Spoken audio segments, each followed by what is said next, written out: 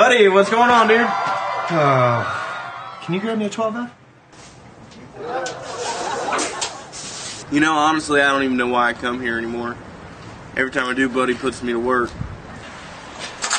Here, you can't even say hi? Good to see you too, dickhead. Jesus Christ, dude. 16H. You need a 12F. I ain't blind.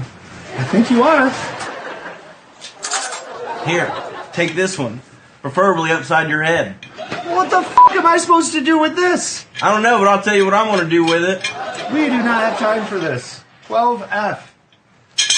It's blue. Blue. As usual, Wyatt shows up, handing me the wrong wrenches, wasting time playing with my chickens, constantly talking about this sack that he has. I know what Buddy needs. So I brought him my fat sack. It's Turn and Burn's new fat sack. It's their cheap, affordable ounce. It's sun-grown, it smells great, it'll get you high. That's all you need to know. This is the only blue thing you need right now, alright? Let's go share my fat sack. That's the best idea you've ever had.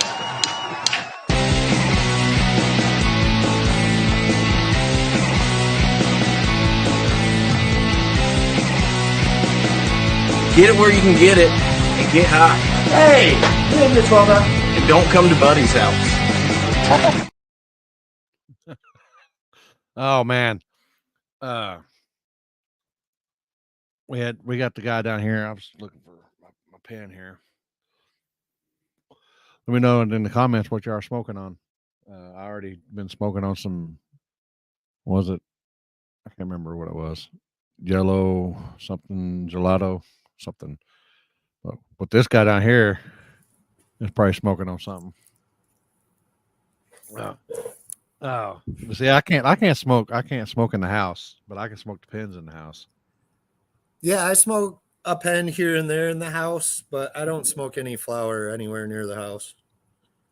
Yeah, we do all our smoking, as you know, in the pole barn. Yeah. Oh, Jeff. I had a meme for Jeff earlier, and my Pinata Farms was jacked up, and I went back and I can't find it, but it probably had him in there because it was about I think it was a Cheech and Chong. I was like, man, what kind of weed you got in there? And it goes in his chest face, and he's all like, man, I don't know, man. And it's like me, and I'm like, man, I don't know. Oh. Pretty sweet seeing it looks like people are smoking quite a few different kinds. Yeah. Props to Matt Jones smoking the Reggie, but you know, someone's got to take one for the team. I forgot what Matt said. Lemon cherry gelato. That's what a flower I was smoking earlier. That's a good one. Yeah, and it's black. It's like yeah, it's usually really dark. Yeah, but that thing hit. So I just smoked a bowl and I was good. Do-si-do's a good one too. Do-si-do's. Yeah, it looks like Germs is smoking that. That's one of my favorites. I haven't seen it in a while. My one plant's almost done. My granddaddy perp, and the other one's about a week behind it. And then I started a couple more Bruce Banners and some more, and a couple more granddaddy perps and a mystery photo. I don't know what it is. We're gonna see what it is. Damn, Aaron's smoking a good one too. I see up there on YouTube, Bubba and Pre-98. That's a really good one. That's an old cut. Damn. I think the Pre-98, is that like Florida? That one came from Florida or something, if I remember right. That one's really good. I want to try that Limpy OG. So, with the Turn and Burn brand, just so people are aware, you know, that is a brand that's designed for people with less money. You know what I mean? That's not the highest of the highest ends. We named it after Limpy because we thought we just wanted to honor him.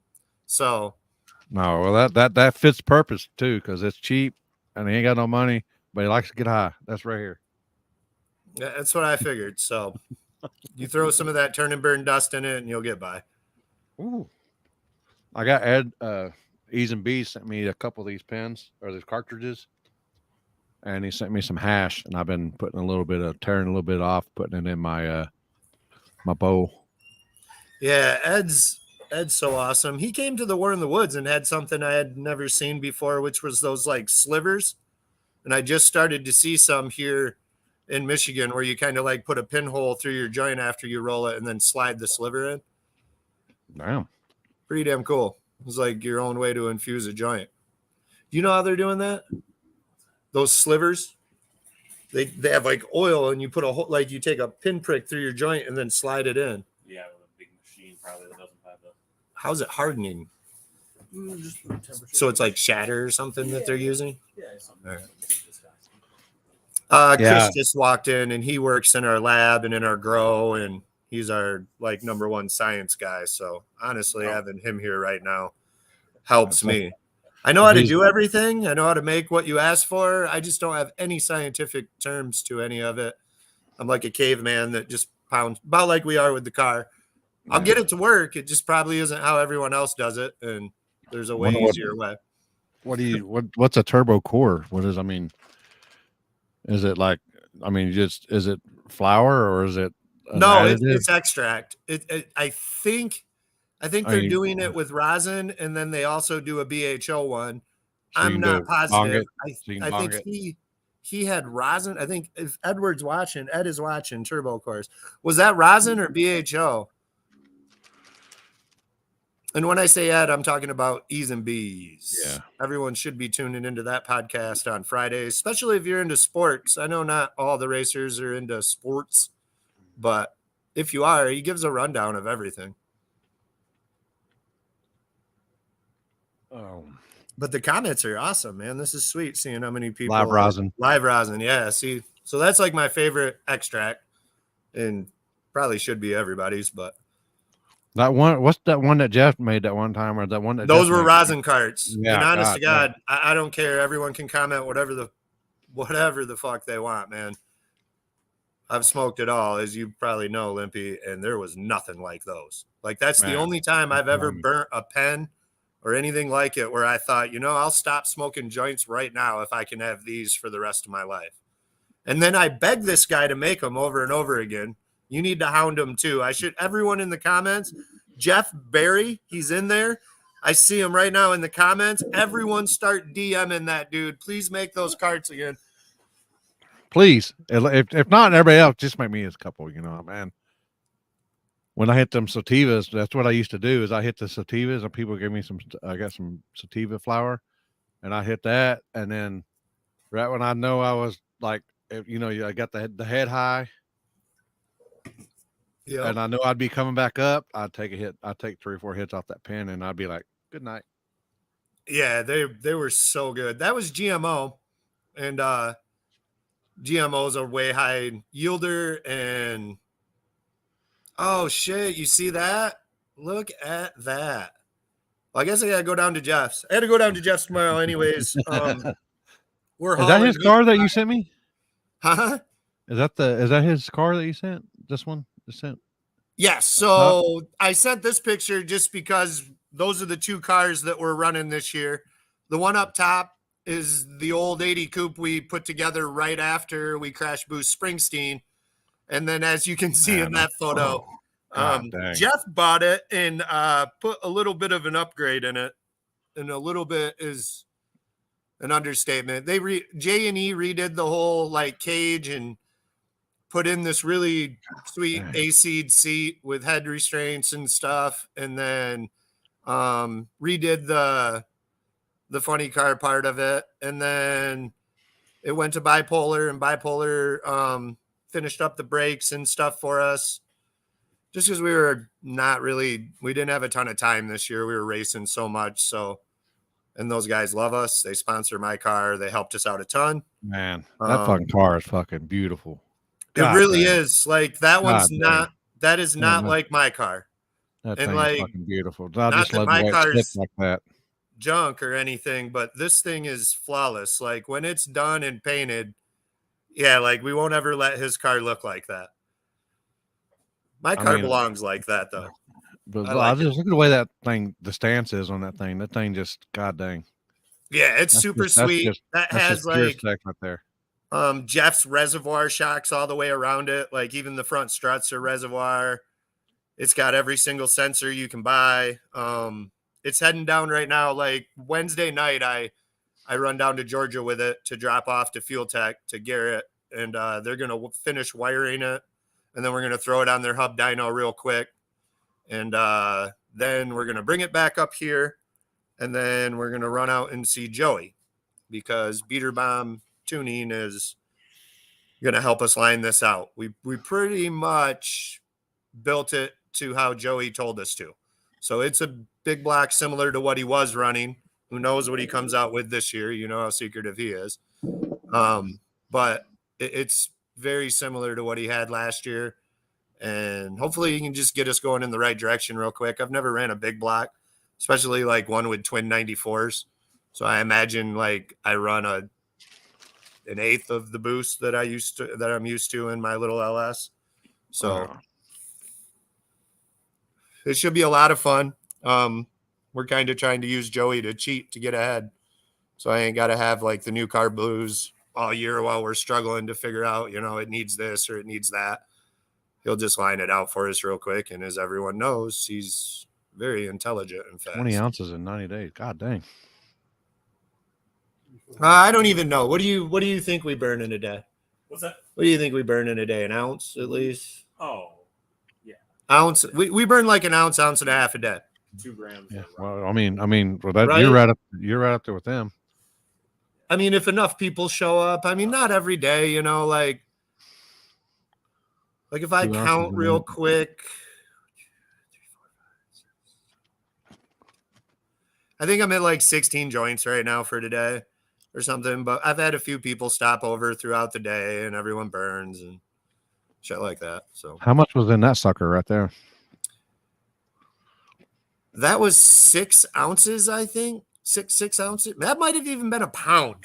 I think that was a pound. That giant Kong giant. I think it was a pound. God dang. Pound of weed. Oh, Sean rolled that one. Jeff kicked us off the line, which I don't blame him. I got up there, looked around, and saw the kids and started walking out as he was yelling at me. I was like, yeah, I guess I didn't think this through too much. But I mean, I don't know. I look at it different than everyone else, man. Everyone else was up there with like fifths, chugging them right in front of those kids. I thought, mine don't destroy your liver and cures cancer, but hey, I guess let me go hide over here in my corner.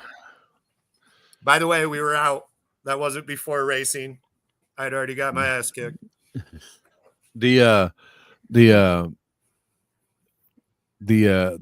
smell up there, I mean, everybody Everyone's up there had burning. it, but they didn't have a pound of weed though. Everyone's burning up there. Everyone's burning everywhere. That thing right there would need a Willy bar. I ain't gonna lie. No, we ended up throwing out the roaches finally. Bobby from Bobby Built was sick of seeing them over there, so we threw all the roaches away. I got another pile going. I burn them sometimes. These guys like Chris and Matt, and fucking Bobby and all, they burn the living shit out of me for burning those. I don't know why I like them. They burn way longer. I use them. I'll get them and put them in my pipe or in my bong. Yeah. I mean, with a little bit of resin on there that, whew. But the other day, when you're in a pinch and you ain't got no weed, you ain't got no flour. So here's kind of a crazy story. Like one of the guys that works up at the shop is like living in his van right now or whatever. And he asked me yesterday, he's like, yo, come do a bong hit with me. And I was like, a bong hit? And he's like, this dude had like a 4-foot bong he's ripping in there. And I haven't done one of those in forever. And then coughed for an hour and realized, I'm like 45 years old and probably shouldn't be doing bong rips in a parking lot in a van. But, sometimes you got to season life. Throw a little salt on that shit. Just let everybody know my mama didn't raise no bitch. Yeah. Oh, get it. So what's this one? Trash Panda. So this is Trash Panda Humblebee, live resin cart. There's one of the ones Malcolm did. He's selling those ones. I for got $10 the ice cream cookies or resin. something like that. But no additive. Yeah, so I don't know. We're gonna do some funny things. Cereal milk. Something we're gonna do that'll probably piss a lot of people off this year, and that's why I'm gonna do it, because we've just been, I feel like maybe we've been too nice. So we're gonna for War in the Woods, we're gonna bring both cars, and I'm gonna run mine in hard tire. So LL Spool J is gonna have a hard tire on it, and Bipolar's been working with one of the hard tire guys that's probably one of the fastest in the country, and he's offering to help out some. So we're gonna spend like 2 weeks before War in the Woods, hopefully lining my car out on hard tires, and then we're gonna bring both. So we'll run Jeff's in small, and we'll run mine in hard tire. Just because I figure everyone will throw a fit bringing a car like that over there. So that sounds like fun. Plus, I honestly believe hard tire is going to become a gigantic class. Like, small tire is insane right now. Like, the amount of money and stuff you need to do it. I mean, backside's still going to be competitive, and backside you can get away with probably running, some of the older cars, or the setups that aren't that crazy. But front side's pretty much becoming radio racing. So you need a lot of money and a lot of test time. And it's, especially if it's a good front side, if it's got, I mean, even if it's mediocre now. Yeah. I mean, like, fast. I guess, man, I never know if I should say times or anything, because everyone throws a fit, but like even at Onondaga right now, we're going really fast.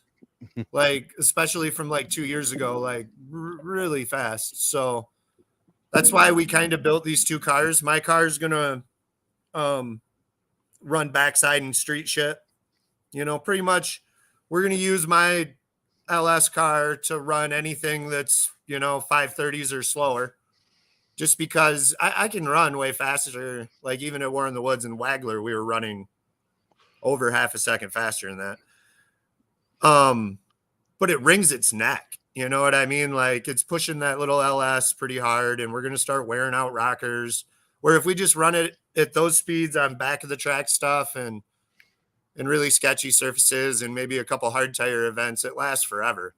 And then Jeff's car, that has, like I said, a 540 with twin 94s is pretty front heavy, is set up pretty great for heading to the front side, no prep stuff that's really fast. Because we want to try to do – Michigan's weird this year, man. I'm kind of bummed, but it's kind of cool at the same time. But we have 3 tracks now that are big and no prep. Well, 4 tracks. So we have Lapeer, we have Ubley that like stepped up this year. That's a little farther up into like the thumb.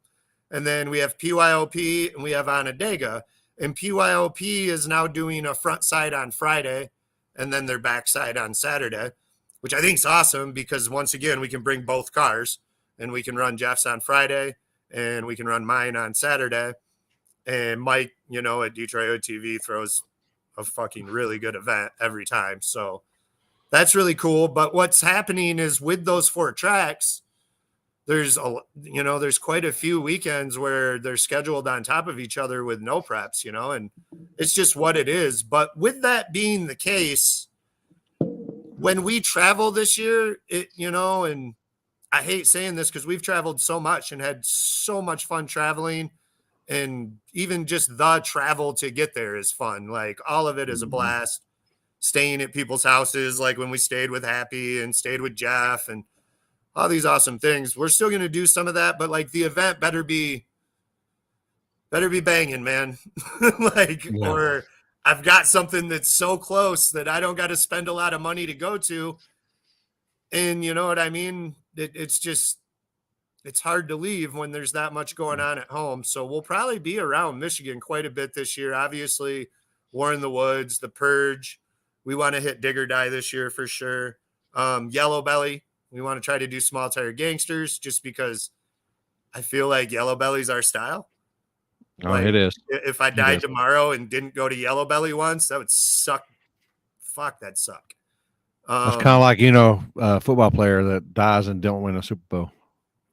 We didn't make it to Kentucky last year, which really was a bummer. We have a lot of like fans or people that love us in Kentucky. So I definitely got to get to like the a Hardensburg race with Happy and them, or Kentucky Cash Days. And then we have Joey's race we're going to go to at I-29.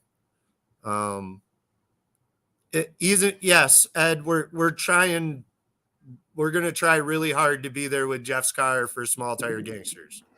Like, it's going to be one Jeff's of the car would, yeah, it would. That's where it needs to be. Yeah, yeah. Like, if I got to run Can 2, if I got to run,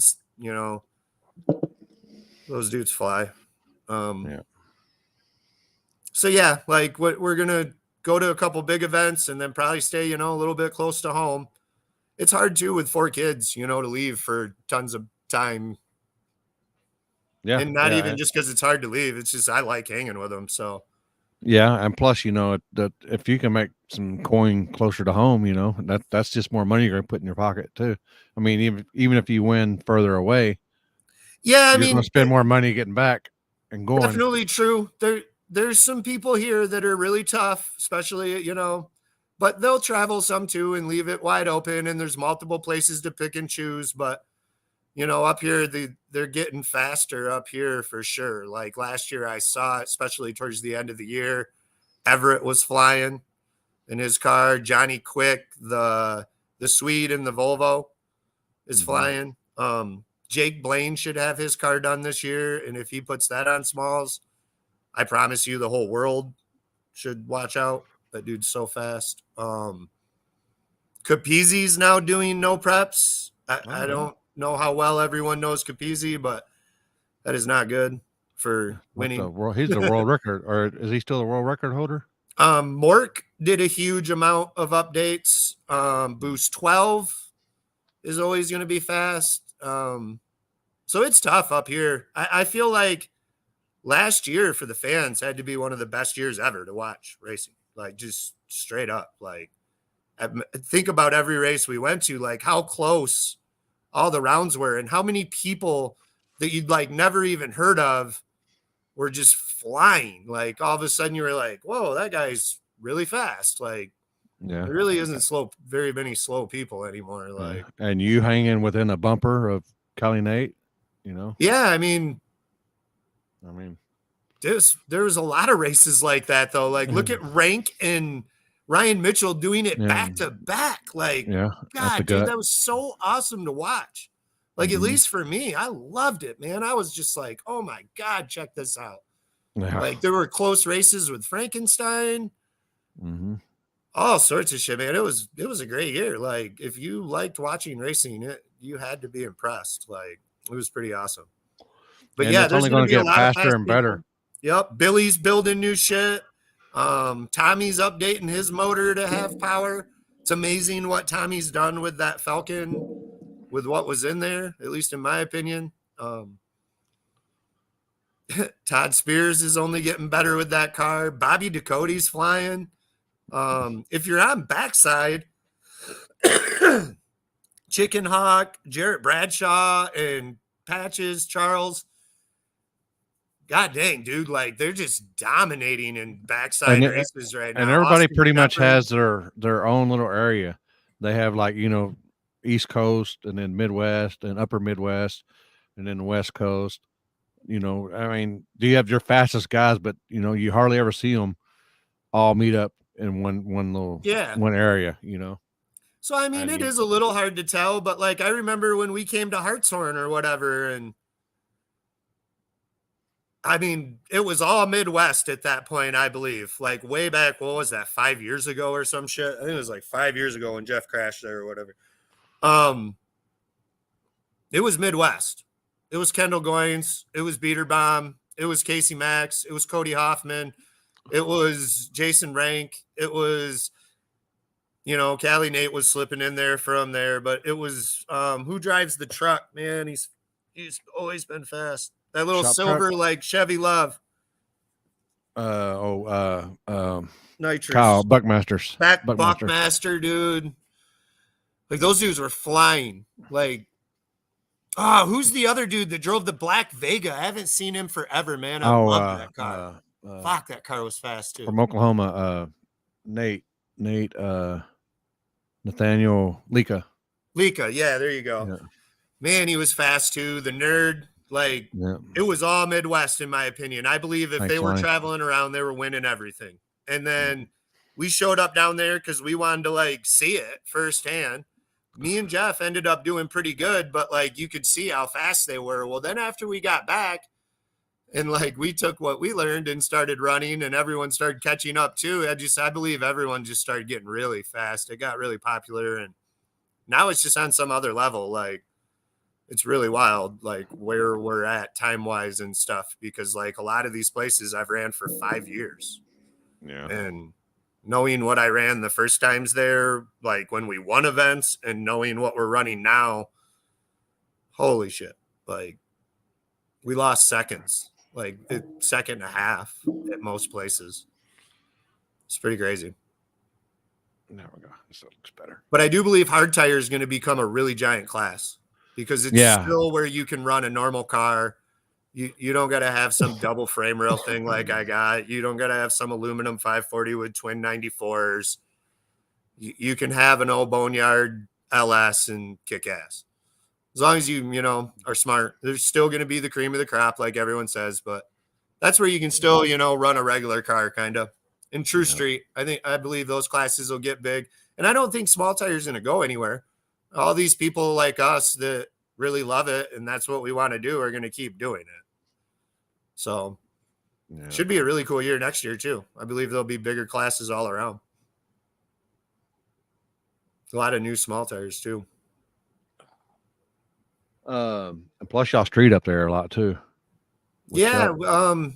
Chuck is really wanting to hit street this year a lot harder, which hopefully, he gets out there, finds some good spots. The Battle Creek spot, it works if we hit it up only like 2-3 times a year. We can get a legit like 20 car race off. That's without blower cars. Like if we bring blower cars, we have until the blower car runs and maybe 1 or 2 pair after that if we're quick, and then they're coming. Yeah. That's really going to be weird this year. Blower cars are really going to make street interesting because they're heard for so far away. And if anyone's like working or what's up, Wadji? If anyone's working or anything, they're going to, you always got a Karen somewhere, that's going to run their mouth. Yeah. I don't know. I think I might try a couple out in the country. I think I've got this plan where I've got like 2 or 3 friends that live on this road. The road's really good. It's all cornfield. So like if you go off the road, it ain't some giant ditch. There's not trees down it.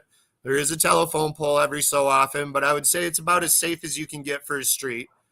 And I know 3 of the people that live on the road, and there's only 4 more. So my thought process is if I go down to each of those 4 houses and say, if I give you $500, will you not call the cops if I do a street race on this road? And you're more than welcome to come down and watch. And I think I can pull this off. I might have to give one a little more money or something, but and pull off like a 30-car street race out on this back road in Eaton Rapids that I think I can pull this off on. Because right now the county cops, they don't have enough money, so they don't work at night. So we're way out in the country. So the only cops they could, if they called, would be state. So the hope is, that we're far enough away from everyone else that's not on the road that there's also a roundy round track out by there. So the other thought process is hoping that they think that the noise is the roundy round track. And I've paid the people on the road that are going to see people flying by with chutes out and stuff and pull this off. We do have another spot. Bobby Burton has a really sick spot up north, and that you can't leave yet. Yeah, we got to help pick that up for him. Yeah, see if you and him can do it. If not, I'll come out. A guy's taking one of the campers out of my yard. Up north, but it's a ways away, to like get people from out of state or something here to make a big one. It's a little tougher because it's, it's once you hit the state line in Michigan, you probably have like a 3-hour drive to the spot. But there, you literally could camp. Like we could race there for a week and you wouldn't see a cop. You wouldn't see anyone that cared. It's so desolate up there and so few people travel on these roads, and the roads are so nice. Damn. Just no one hits them. But Well, like I was about to say they probably got no traffic on it. That's why they're nice. it's a long ways away. Maynard lives up there, so like everyone could come crash back at his place afterwards or something, or just park. And we could like hold like a Woodstock for a week or something and just pull like fake street outlaws and race adult kid camp. Michigan does have pretty good weed. I think everywhere has pretty good weed. There's always people that know how to grow. So if you know where to find it, everywhere has good weed. I do believe, though, that Michigan dispensaries tend to have some really good weed. If you're in Cali, I know Jungle Boys is real expensive, but that shit was really good when we were there. Cookies was okay. I wasn't as impressed with that. But he's right. Michigan has pretty fire weed. I'm hearing from Waji, since I saw he's on here, that Canada has really good weed, and I know Trevor and them. That's how Alex.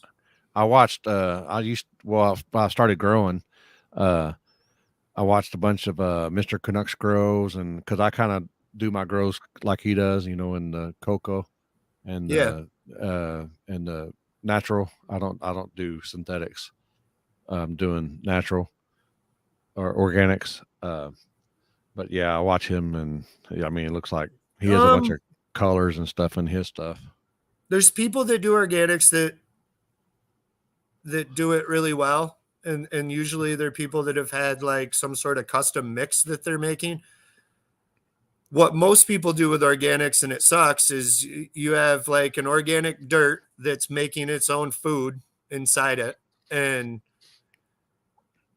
it's hard to flush that sometimes. Like if your mixture is making too much food to where it's not running out of it at the right time, or it just keeps right on making it, I've noticed a lot of people struggle to flush that stuff.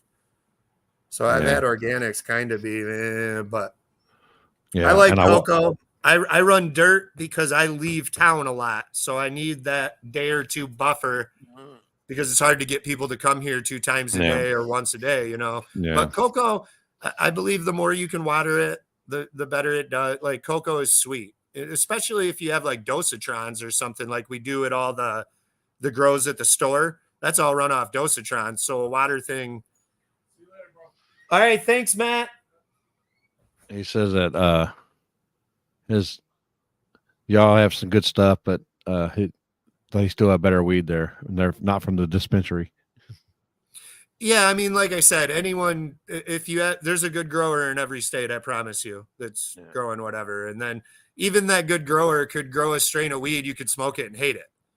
Yeah. I mean, it's no different than I don't like onions and lettuce or tomato, and other people love to put that on their burger, and I watch them take a bite of it and I want to like yak, but that's the same with weed. Like we'll smoke a strain over here and 2 out of the 5 love it, and the next one we light up, 4 out of the 5 love it. And so I mean, there's a lot of like what suits you, but I promise there's a good grower in every fucking state, every province.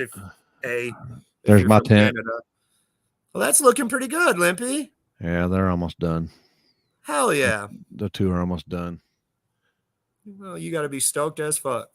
Yeah, I'm just glad I get. That was the very first time I've ever done anything like that, and I'll just, watch YouTube stuff. So yeah, no, and that's all we did in the beginning too, and shit like that. I mean, it's no different than cars. Like, so a lot of people in cars are always screaming, "Work harder, quit bitching, work harder," and like, I agree with that. Like, you got to work your ass off, but at the same time, like, work harder in our sport is what? Run your tires for 50 passes? Like, if you can't afford another set of tires, you might be smarter to not make 15 test passes and then show up to the race on a set of slicks that have 15 hits on them. You know what I mean? Like, there's a balance act to work harder. You know what I mean? But I understand that, you could pick a different class too or shit like that. But if not, what I did when I didn't have time to test, because like I have 4 kids and they're all over the board in age, 16, 11, 4, and 1.5. So don't be me, but no, I'm just kidding. I love my family. They're what's going to keep me alive, just because if I didn't have them, I'd have nothing to do. But yeah, like I watched video. So like if I couldn't test, I would find where I'm going for my next event.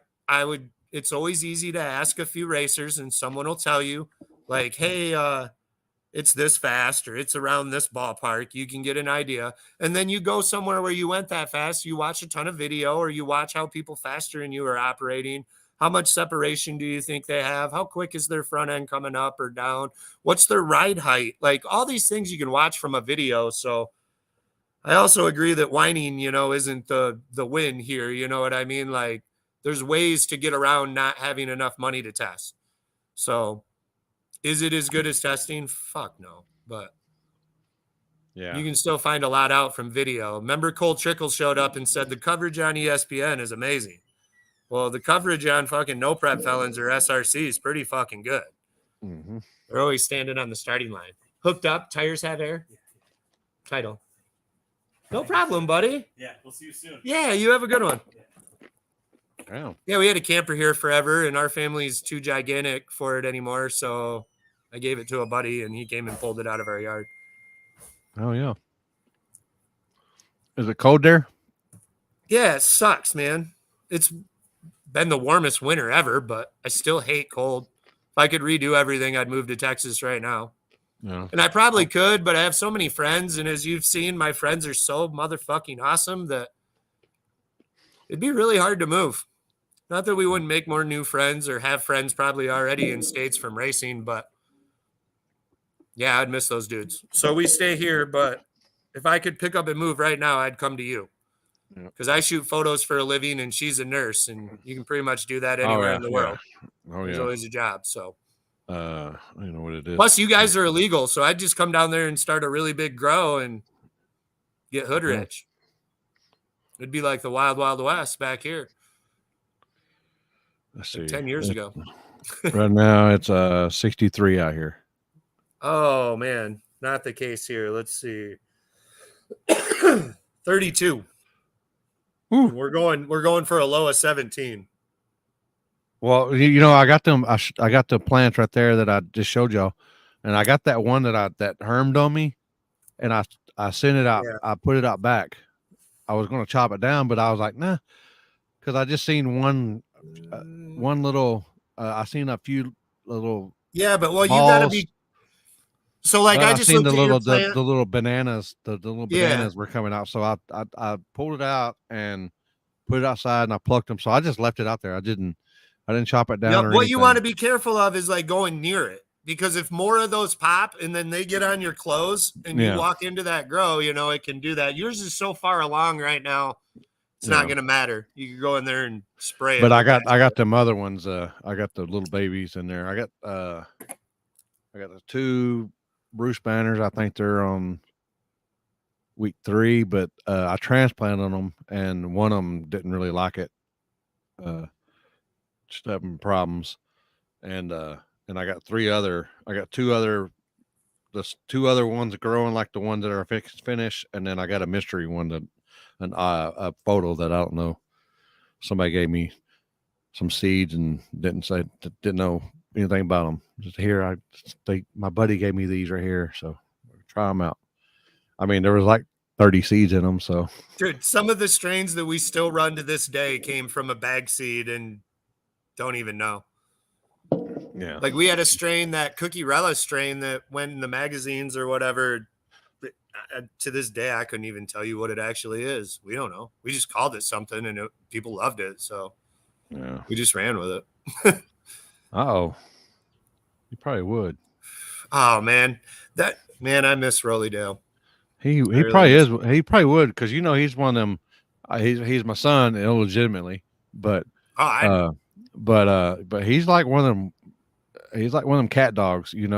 He's floating on the line of Arkansas, and Oklahoma. So he don't know if he's coming or going. But the IQ raises and lowers from every time he goes back and forth. I sent him a picture the other day because the old Apollo car's white again. Oh boy. So Corey sold that, and Stephen Brown bought it and wrapped it white. Did they? Do you want a funny story? So, okay, this is probably going to make Mark mad. Oh boy. Fuck that Wait, guy maybe anyway. I Fuck can't it. say anything real quick. Oh, take a hit. Just tell us. Mark posted a video in a minute? I better not say anything, man. I don't want that dude mad at me. Yeah, I better not say anything. No, take a hit and fucking let it rip, tater chip. Yeah, I don't know. He's not watching. Who fucking cares? All right, so You want that. Stephen Brown, I won't say colors. How about that? Like, I won't say what's going on. So Brandon's been kind of redoing his car. It's coming out, all sweet. I don't want to say anything of what's been done or any of that, but it's amazing. J&E's been doing it. I'm sure they'll have a bunch of videos. They've probably already posted some 247 Motorsports for anyone wondering where to go and check out what I'm talking about. Really cool channel. Ashley's amazing. Brandon's okay. Facts. So way back when Corey first wrapped his car, Brandon wrapped his that gray, right? And on the same day, they both sent me photos and they were the identical colors and they're both new edges. So like both of them were really bummed. So Corey ended up ripping that wrap off and wrapping it that blue that it was. So he decided I don't want to be twins. So then Stefan bought Brandon's car and then both of them sent me photos on the same day. And they're wrapped the same color again. Oh my gosh. Like those two cars, they want to be together. Like I swear to God, they're twinsies. They're twinsies. They're just twins. I don't know, but I thought it was hilarious. So I've been trying to set up a race for it. Oh yeah. I've been like, all right, deal. You can both rock this until you run each other, and whoever wins, the other one's got to rewrap it, pink or something. Like the winner gets to pick. Like get it printed with dicks. And your whole thing has to be wrapped with wieners. No, if it had dicks on it, it'd have Brandon's mouth open wide so he can go. And then, man, have you been watching Ryan's progress? Yeah. Good Lord. Oh, you talking about? I like, man, they go, man. And let's be real, too. Like, I don't know if everyone's watching that YouTube video, but those three dudes working on that car in there, I've never seen so much sex appeal in my life. Like, I literally am like, dude, I shouldn't have watched this at work. Like, I don't want to defile the work bathroom like that, but man, those guys are just getting it out there, just ripping that car apart. Oh boy. That's been fun to watch. It's pretty cool to watch someone like throw the body on and they show you everything. Like so many people are so secretive. Yeah, I seen on social media somebody was complaining, "Oh, look at this! It's chassis car, blah blah. It's not a back half car." I was like, "What the fuck does any of that matter anymore, man? Unless you're like running some sort of class for NHR lame. The hell do you care what anyone runs, man? Run it. As long as the tire's the right size, let's go." No, Mark didn't sell his new Edge. It's just a very new Edge. Same Edge, just newer. It's got a different appeal. No, it's amazing. I can't wait. Like seriously, 247 Motorsports. This is how I'm going to get out of this trouble by jacking their page over and over again. 247 Motorsports on YouTube. I promise if they haven't already posted some videos, they're coming in a second and it is out of this world. Like it is wild. It's a beautiful car. Very, very, very, very, very beautiful. And he's still a Ford, man. That like tugs at my heartstrings. My grandpa's rolling in his grave right now. My grandpa was named Jasper too, and he probably is like, soon as I get to wherever you go after this, I'm done. He is going to be like, dude, butt whooping right now for putting Chevys and Fords for years on end. What's up, bro? What's up? So they still calling the car Apollo or what? Nope. He was asking me about a name.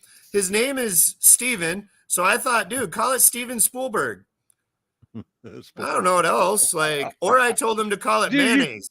You come up with some badass names. I'm telling you now. Call that motherfucker mayonnaise. Mayo. Are you mayonnaise or butter on your? Dude, only serial killers put mayonnaise on a grilled cheese sandwich. I'm serious. If you look it up, Jeffrey Dahmer, the BTK killer, the Zodiac killer, all those dudes put mayonnaise on their grilled cheese.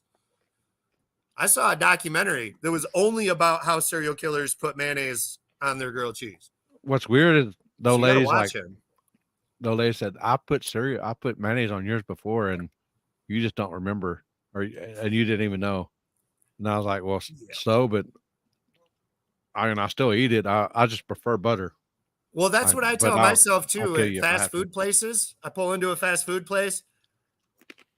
I always try to be super polite. I change my voice and everything. And I'm always like, hi, can I please get a triple cheeseburger with extra bacon and only ketchup and mustard on it and a large fry and a large heart attack soda? And I'm super nice sounding. So I'm and then they're like, yeah, I got you, homie. And I'm like, damn it. Well, as long as I don't know it, does it count? So I eat it anyways, but yeah, I have no idea how much spit, pee, butt wiped buns, what I've ate. Man, I mean, I'm sure somebody's like, if something falls on the floor, I pick it up and eat it real fast. And they're all, that's gross. I said, I've probably eaten worse in my life and just don't even know it. All right. Because we talked about this, we'll go with our first story of the night. Oh boy. All right. This one involves Bobby Blockham's, which is Rob from J&E, Bobby Built. I've known him since I was 2. So when we were out of high school, we were 18 years old. We worked at this factory called Eaton Metal Products. And all my friends worked there. We worked on night shift. All we did is party because we worked. So day shift, you had a quota of how many boxes you had to run on these machines. And it'd be 12 boxes that days run. We could run 12 boxes by lunch. So that's what we would do. And we wouldn't run anymore. So the quota didn't go up. And then we would just party the rest of the night. We'd work on our cars or tow each other around the building on snowboards or play PlayStation 1. That's how old I am. PlayStation 1, I think, in the break room. And we would go down and get lunch every day. And we had a Burger King in town. And we go down there. And Rob, man, I always hated going down with him because he would always order like a jerk, kind of. At least that's my opinion. He'd be like, yeah, can I get a double cheeseburger and some fries, And I'm always like, damn, dog, talk to them nicer. Well, this girl we went to school with, Prozac or whatever, she knew us our whole life. And Rob always orders like this. And she didn't like Rob from something from the past. So when we rolled in there, I ordered, I can't remember what they were called. It was a chicken sandwich from Burger King way back in the day. Crispy chicken, it had pickles on it and shit. I ordered 2 of those and he ordered his food and I ordered an onion ring. And we got our food and we got up there. Well, if you haven't ate with me, don't because I eat so fast. You'd think that I'm in a contest or something and I'm not. So it's like he was in the pen, man. You had 5 minutes. Get up there. Yeah. I grab this chicken sandwich. I get one down in 3 bites. I'm like, and I'm kind of like, Rob, that kind of tasted funny, man. So I pull the other one out and I take a bite and I'm like, oh man, dude, this ain't good. And I open it up and you can tell it's fucked up. It's been sitting around forever. And I'm like, oh fuck. And then right then I'm like, shit, I'm going to throw up. Mm-hmm. Dude, I throw this shit up and I don't know how many people have done this, but eat a chicken sandwich in 4 to 5 bites and then throw it up a minute later, dude. It is a dry, horrible experience. You're almost re-choking yourself out and it's getting stuck in your throat.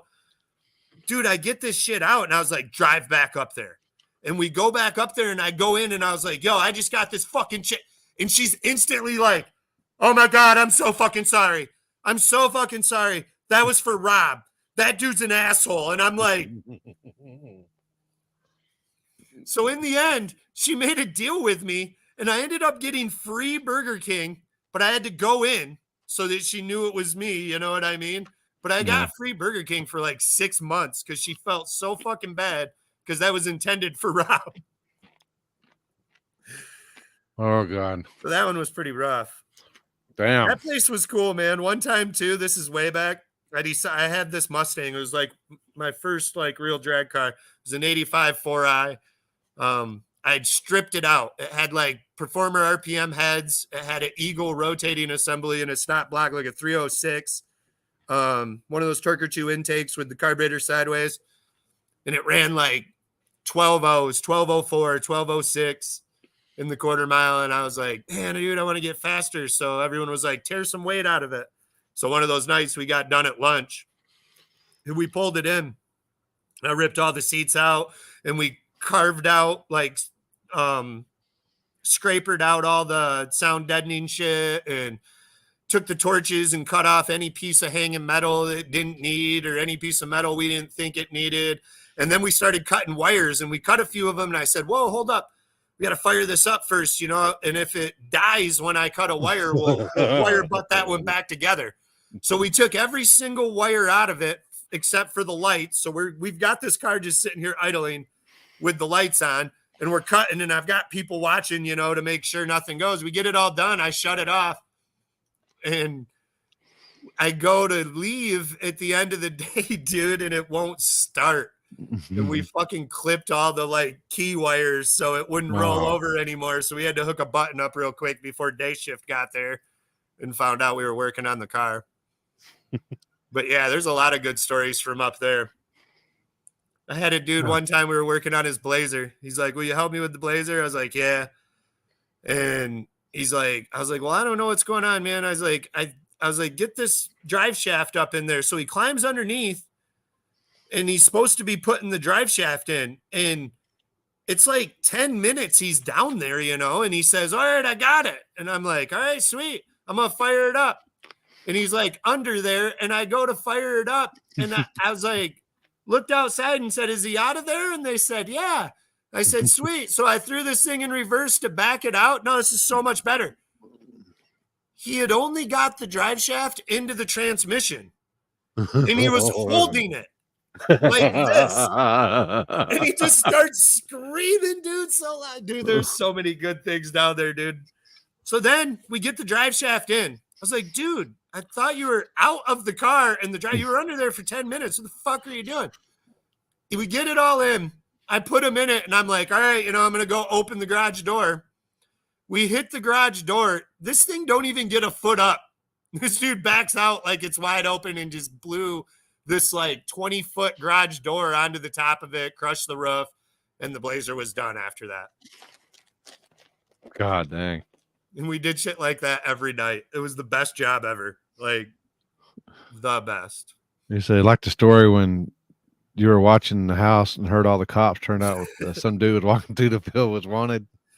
Yeah, some fucking creepy fucking pedophile dude ran through the yard and they thought he was hiding in our barns. I think they're coming for us. So I go to the farthest corner of the house that I knew would take them the longest to get to and just started ripping dabs until my eyes were like watering and I was choking spit and stuff because I was coughing so hard.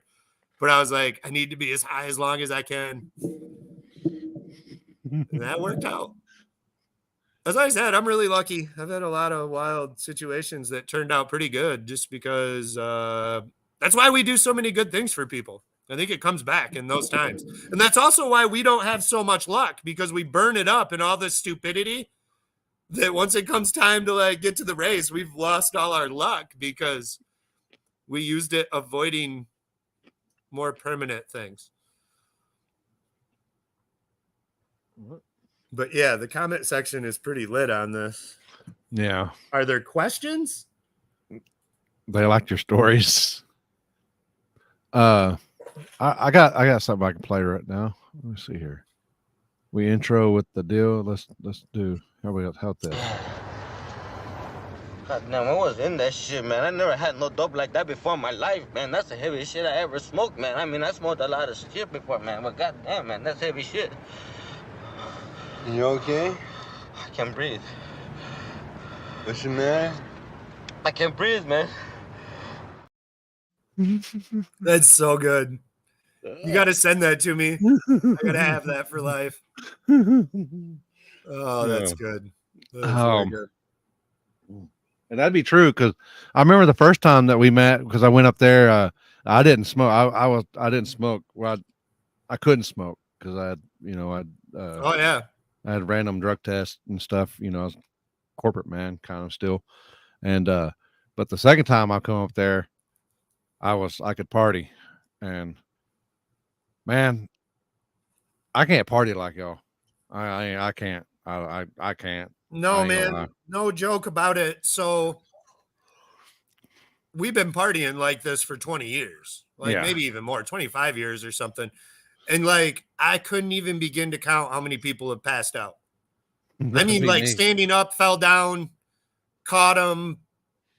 Some went really bad because a couple times people hit their heads, and one time a dude seizured, and whew, yeah. I'm good at it now. Like I can see we'll all be smoking, and I love people and I don't want them to fail. I want everyone to succeed. So I now pay attention. Like when someone I don't know comes over and we start going, I usually cut them off. I'm like, hey, dude, like just know you don't have to keep up with us.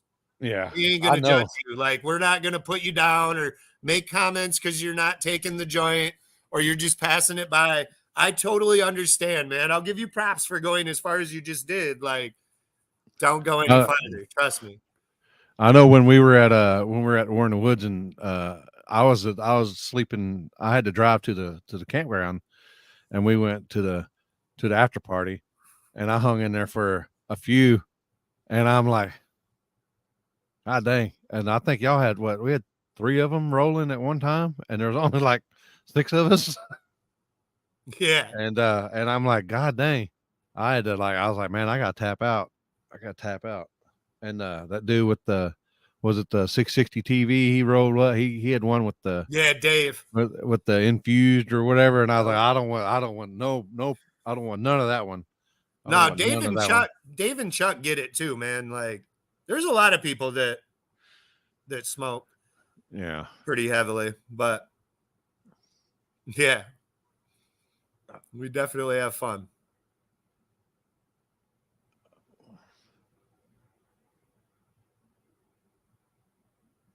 fucking high. Yeah, no, it happens. Like we've had a lot of people pass out. A lot of girls try to, like, I don't know, they're dating one of the dudes, and I guess they think they got to hang or that's gonna seal the deal for him and get that ring, and they should have bailed.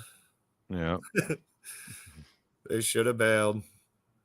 I know when I walked out. I've told people in our trailer, like, I've seen people in the trailer starting to go down and be like, "Yo, what up, Mike? We might be in Florida for Mike's race, and anyone listening should go down there, man. I'd love to see Florida get hot with no prep. I mean, dude, think of all the stories you hear from Florida. They should be no prepping. What are we talking about here? Like, oh,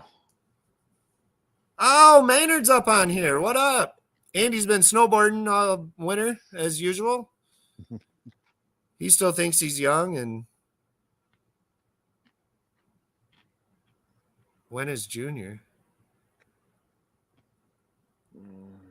What's Junior? What's Junior, Jeff? When I walked out of your trailer, man, I could see all the way to the stop sign, and at midnight or whatever time it was. No, man, I get worried sometimes because that trailer probably has like a permanent smell to it. What is Mike's race? This weekend. Oh, is it this weekend? No. Ooh, we're pretty rough. I would need a trailer that could hold 2 cars. Then I could throw mine on the back because Jeff's isn't ready yet. Yeah, they're doing there's a 2-day deal there. I'm going there for their race, and then Sunday there's a race like 2 hours north of there. So Yeah, I don't know how people drink. I struggle drinking for whatever reason. I don't. And I saw you guys talking about edibles yesterday. Edibles are weird. Like, so like I told you, we smoke so much weed through a day. But if I eat 100 milligrams of edibles right now, I borderline trip. Yeah. Like, no lie. And what it has to do with, and Andy's in here, which thank God, because he can correct me when I say something stupid. I'm pretty sure that your liver is what is controlling converting the edible to like go through your system. Like, so if you have a strong, and then I don't know if it's you have a strong liver, you get high or not as high, or a weak liver, you get high or not as high, or what actually affects that. But why that is so different for so many people is just how your liver processes it is going to determine how. Like right now, yeah, Andy can like literally, I've watched him do it. I've watched him sit here and eat 500, maybe even up to like 800 milligrams of edibles. And then we work for 15 hours straight, like busting our ass. And I'm just looking at him the whole time like, dude, I literally would have passed out. Like I would have been like sick, throwing up, and then passed out. Like, and then thought the world was ending. Like, I don't know. I've got crazy before on it. Like, hey, I was right. Look at that. He said I was right. Like, technically right. I'm proud of myself. Yeah, that's why I don't know, man, because I've got cirrhosis of the liver, and I don't. But I figured edibles would do good for me because it's my liver is already fucked as it is, so it might process it. But I don't know how, if your liver's affected that way, it processes it. But edibles are good for everyone. Like everyone should eat them. Everyone should take RSO. Really, you should skip even. I mean, if it's just for health, you should probably take. I don't know. Andy could probably comment how much, but like 1/10 of a gram, maybe, or something a day, and it would literally ward off so many things. Like so many things. Like you would be way healthier. Like even people in the past, that's like George Washington and them. And I know it's corny and everyone says that, but like he really did. He made people with extra land grow hemp. And then all that hemp was used to feed animals. And then all that animals' milk and meat and eggs that we ate had CBD in it. And I'm pretty sure that's why people were healthier and built better back then. People were way tougher back then, didn't whine and cry about fucking bullshit. Yeah, I got the old lady when she was when she was having anxiety problems and stuff, and plus she was doing dry month of, she was cleansing herself for a month or whatever, doing for but I gave her she took some CBDs, and boy, it knocked her smooth out because she's never done anything illegal. Most she does is no, CBD will make you really tired. Like at least for me, if I take a bunch of CBD, I get tired, or if I smoke a bunch of CBD, I get tired. Well, she took one pill and she was out for she said she slept like she never slept before in her life. Microdosing shrooms is amazing too. And when you microdose them, you have no feeling whatsoever, like zero. You don't even, you might overdo your microdose, but then it's not really a microdose. But microdosing shrooms like repairs your brain. Like science, like proven fact, like microdose, repair your brain. Be way more, less forget, don't leave your keys in the house, shit like that. Yep. No, man, a lot. Yes, because I lost both my parents to so fucking fast, it's unbelievable. So I lost both my parents to cancer. So but they weren't smokers. I'll just say that I like natural ways better than fake ways, and I'm not telling anyone not to take anything or do anything. I would recommend you do what your doctor says, but I would also recommend doing a ton of research. And I don't know if this shouldn't need to be said, but probably should be said. If you're researching online, you know, obviously there's a ton of lies and there's a ton of truths. So you need to go through and read the lies, read the truths, go through a ton of it. And this goes for any subject, any fucking subject there is in the world, and then make your decision. Don't just listen to the one thing you hear. Don't just listen to the news article. Don't just listen to what your friend told you. Check it all. Go do your own research. Don't be a lazy piece of shit. Go do your own research and then make your own opinion on what you think's going on. And like I said, that goes for weed, that goes for medicine, that goes for what you eat, that goes for what conspiracies you believe. All of it. It's what I do with my race car. I mean, I've had Ryan tell me things. I've had Joey tell me things. I've had Callie Nate tell me things. Jeff Thomas, Nick Titt. I could sit here and name 200 people that have given me ideas to do. And what I did is took all their ideas and then picked the one that I thought was most logical for me. Because in a lot of these scenarios, everybody's solution isn't your solution. We're all different. So you might have some other reason why you pick a different way or the other, but I don't know. Like, as funny as you say this, like, here's my testing on how much weed a day keeps the doctor away. So I live in a house with 5 people. I've got 4 kids and my wife, Katie. Katie is a nurse, so she's around sickness, disease every single fucking day. Comes home in those clothes that people have bled on and sneezed on and wiped their infection on and everything else. And I'm the only person in this house that don't get sick. I'm also the only person in this house that does weed. So it's very weird that I go into a house with kids that I'm holding that are coughing into my motherfucking open mouth, coughing into my eyeball. I sleep next to like people coughing on me and everything else. And then I get up and go attack the day like, it's a great day, isn't it? And they're dead inside. So like once again, taking all the knowledge that I gather from this situation and knowing what I've known online about how weed heals and this and that, I believe that the reason that I stay healthier than everyone else in the house is weed. I haven't seen a doctor in fucking 25 years.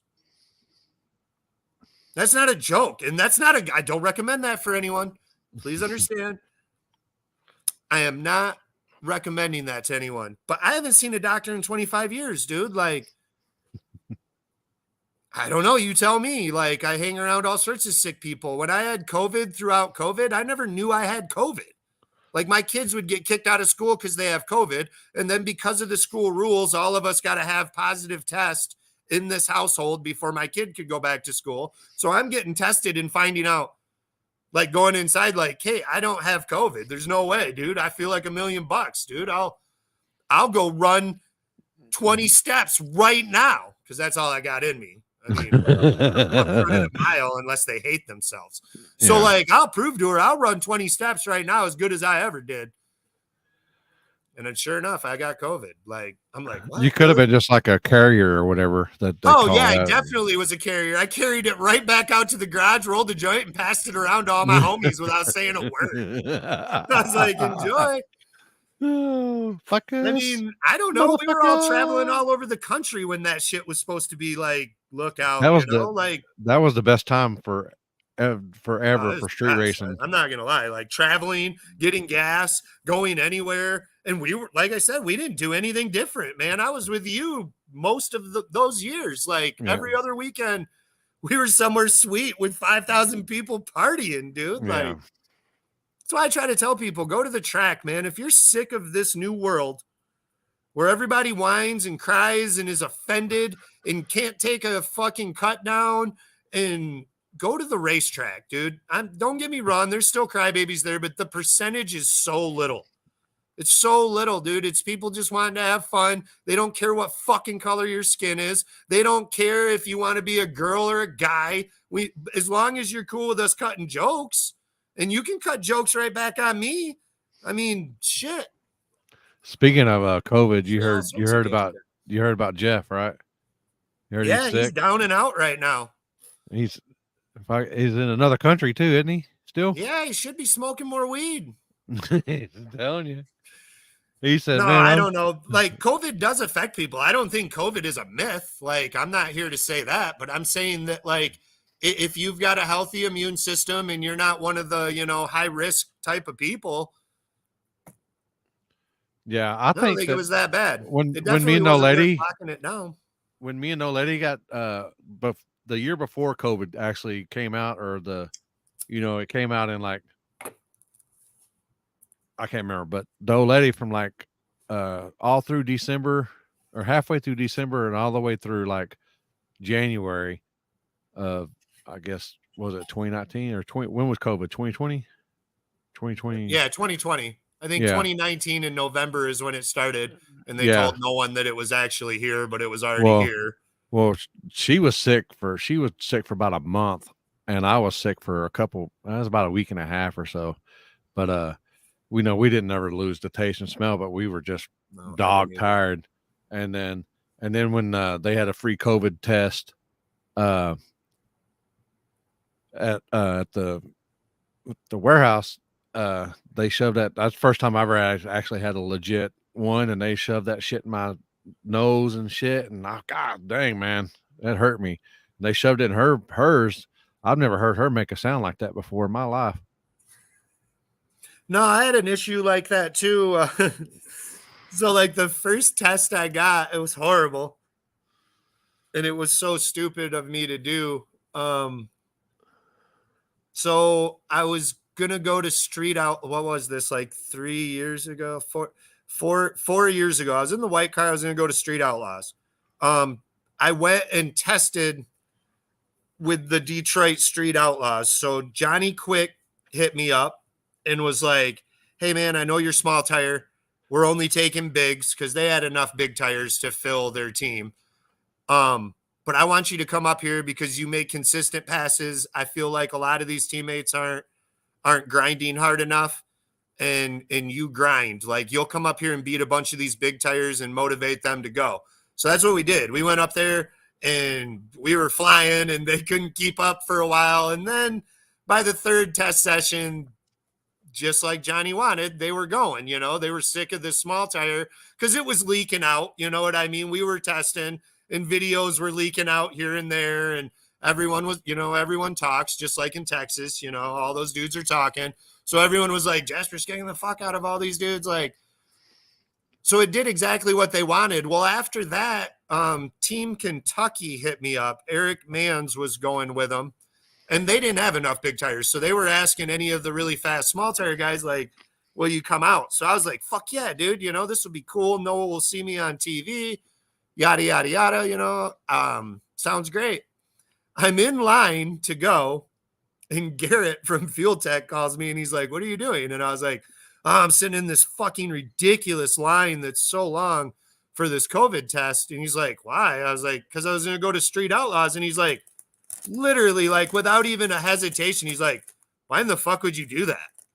And I was like, well, what do you mean? It's like Street Outlaws, dog. Like, you're going to go be on TV. It'll be cool. He's like, yeah, but you already got a bunch of sponsors, and like everyone already knows you. Like, you're not going to gain anything from that. And it's like $20,000 fucking dollars to, go out there for 3 weeks or 2 weeks or whatever. I mean, you can streamline it maybe to 10 grand, but it's a lot of money. You don't make your money back, more than likely, I guess by maybe some miracle you win it, but more than likely you're not going to make any money. You're going to spend a lot of money and a lot of time, and you're away from your family.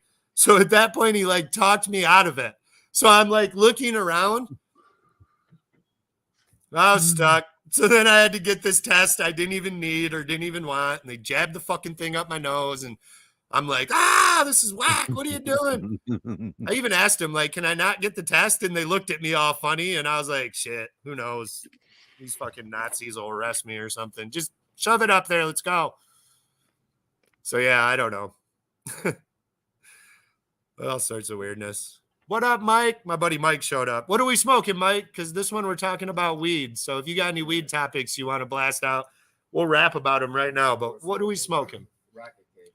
So this is rocket cake. What is rocket cake? That's a good question. Oh, man, this dude's so smart with all his weed strains, No, it's and a he whole don't even story. know. The dude who Okay, gave it to good. me- Give it to me. No, the dude who literally gave me the strain, when I asked him, does it grow like cake? He just laughed and said, there's not even cake in it. And that's the answer I got. Okay, so he got this off a buddy that he trusted, some OG, because that's how this dude is. This dude's like that dude that always has some rare ass shit or found some shit no one else did. So he went to this dude, and was it seed? What's that? Was it seed or clone? Clone. So he got a clone off him, Because I bitched about it. and it's called Rocket Cake. And he looked at him and said, does this grow like cake, referring to wedding cake? And the guy laughed and said, there's not even cake in it. So that's all we know about it, but we're smoking Rocket Cake. So just like I told you, a lot of those ones we don't even know are the ones we hang on to. Yeah. They just end up being really good. Yeah. I'm going to try to get mine and where I can, you know, veg and harvest, you know. Yeah, so it's always going. Yeah. Blanche. Maynard said hi, Blanche. Oh, it's so good. I love you, Andy. He said he loved you, Andy. Oh, No, these but- inside jokes on some of these are really good. Why'd we come up with that? So this is my buddy Hickman. Andy calls him Blanche from Golden Girls. Why was that? Because you were whining about something or something? Andy. I don't even Andy. remember. Andy, I have to tell you So this good. story. So good. That's why I said our friends are awesome. And I don't want to sound the wrong way here, but like a little bit of bullying when you grow up is good for you. Exactly. Like it'll toughen you up.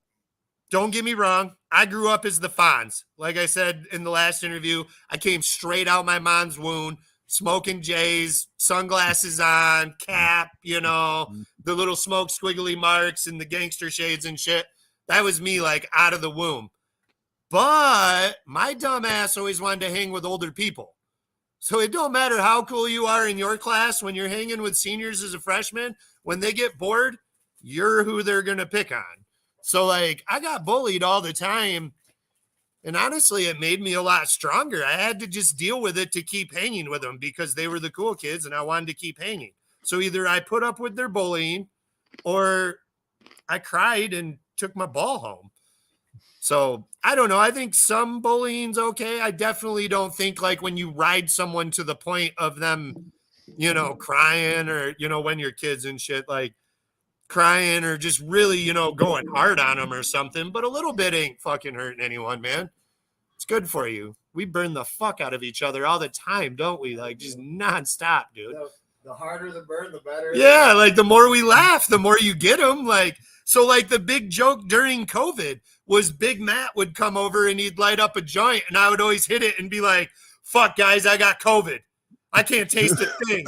And we'd all burn the shit out of them. You know what I mean? Like life would suck if I hung with a bunch of people that were like, yo, you're mean, which we That's have what the- done, and we quickly quit hanging with them. That's what the old lady says. She goes, she doesn't know. She don't understand. She's like, you just need to quit smoking. You quit sharing your pen and quit sharing your weed with everybody. And I was like, I said, that's just like, I don't like my dog lick me. You know, I If said, you've we're been all got our own little stuff, but you know, we ain't. Every guy on here listening right now, and I'm looking at him. Let's see. We got Ralph Euchers. We got Big Stank. We got Joshika, not even going to butcher that last name. We got Mods and Rods, Dalton Farmer, Richard Kopanak. Every one of you motherfuckers have been to some of the dirtiest strip clubs in the world and put your hands on that table and then ate some food or went and got the meatballs from the buffet. I know. Don't ever sleep on the buffet at a strip club. It's amazing. You think it would be gross, but it's good. You've all been there. So like sharing a joint or a pop or something. Are you fucking serious? Give me a break. You've all been eating your old lady's ass and then sharing a joint and never thought twice. God dang. Bunch of crybabies. That's what the people always say. Oh, you know, oh dang, I need a weed whacker to find that, you know, find the hole. You'll eat it no matter what, man. You know, yeah, for all you young bucks on here, we were talking about hair down there. You wouldn't even know. That shit died with the Egyptians. Oh, here, Ed, I call him Ed too. He said this is what he's smoking, E's and B's. Dude, that's some fucking really cool. Mike, leave that up. Put that back up. Mike, come here. That's some sick artwork for the packaging. That's from Colorado. Yeah, I like that. Like, I'd buy that painting and put it up. One of those NFT fucking. What's that say on there? Yeah. Let me get back to Yeah, it I think the here. yellow strip has the percentages and stuff. Oh, there it is. 24.4%. And holy, oh, that's 0 CBD. I thought that said 6. I was like, my God, that's high. Yeah, 24 and then or 21.39 or 24. Well, that's total cannabinoids is 24. The THC is 21.39. Dude, Gosh, Varoom 660 knows what's up, though. My man. Where'd it go? Yeah, that artwork is from like a whole group of that kind of artwork called the Board 8 Yacht Club. Yeah. That's what I'm saying, dude. If you ever watched How I Met Your Mother, Barney Stinson will tell you just never sleep on the meatballs at the strip club. Okay, yeah, I got it.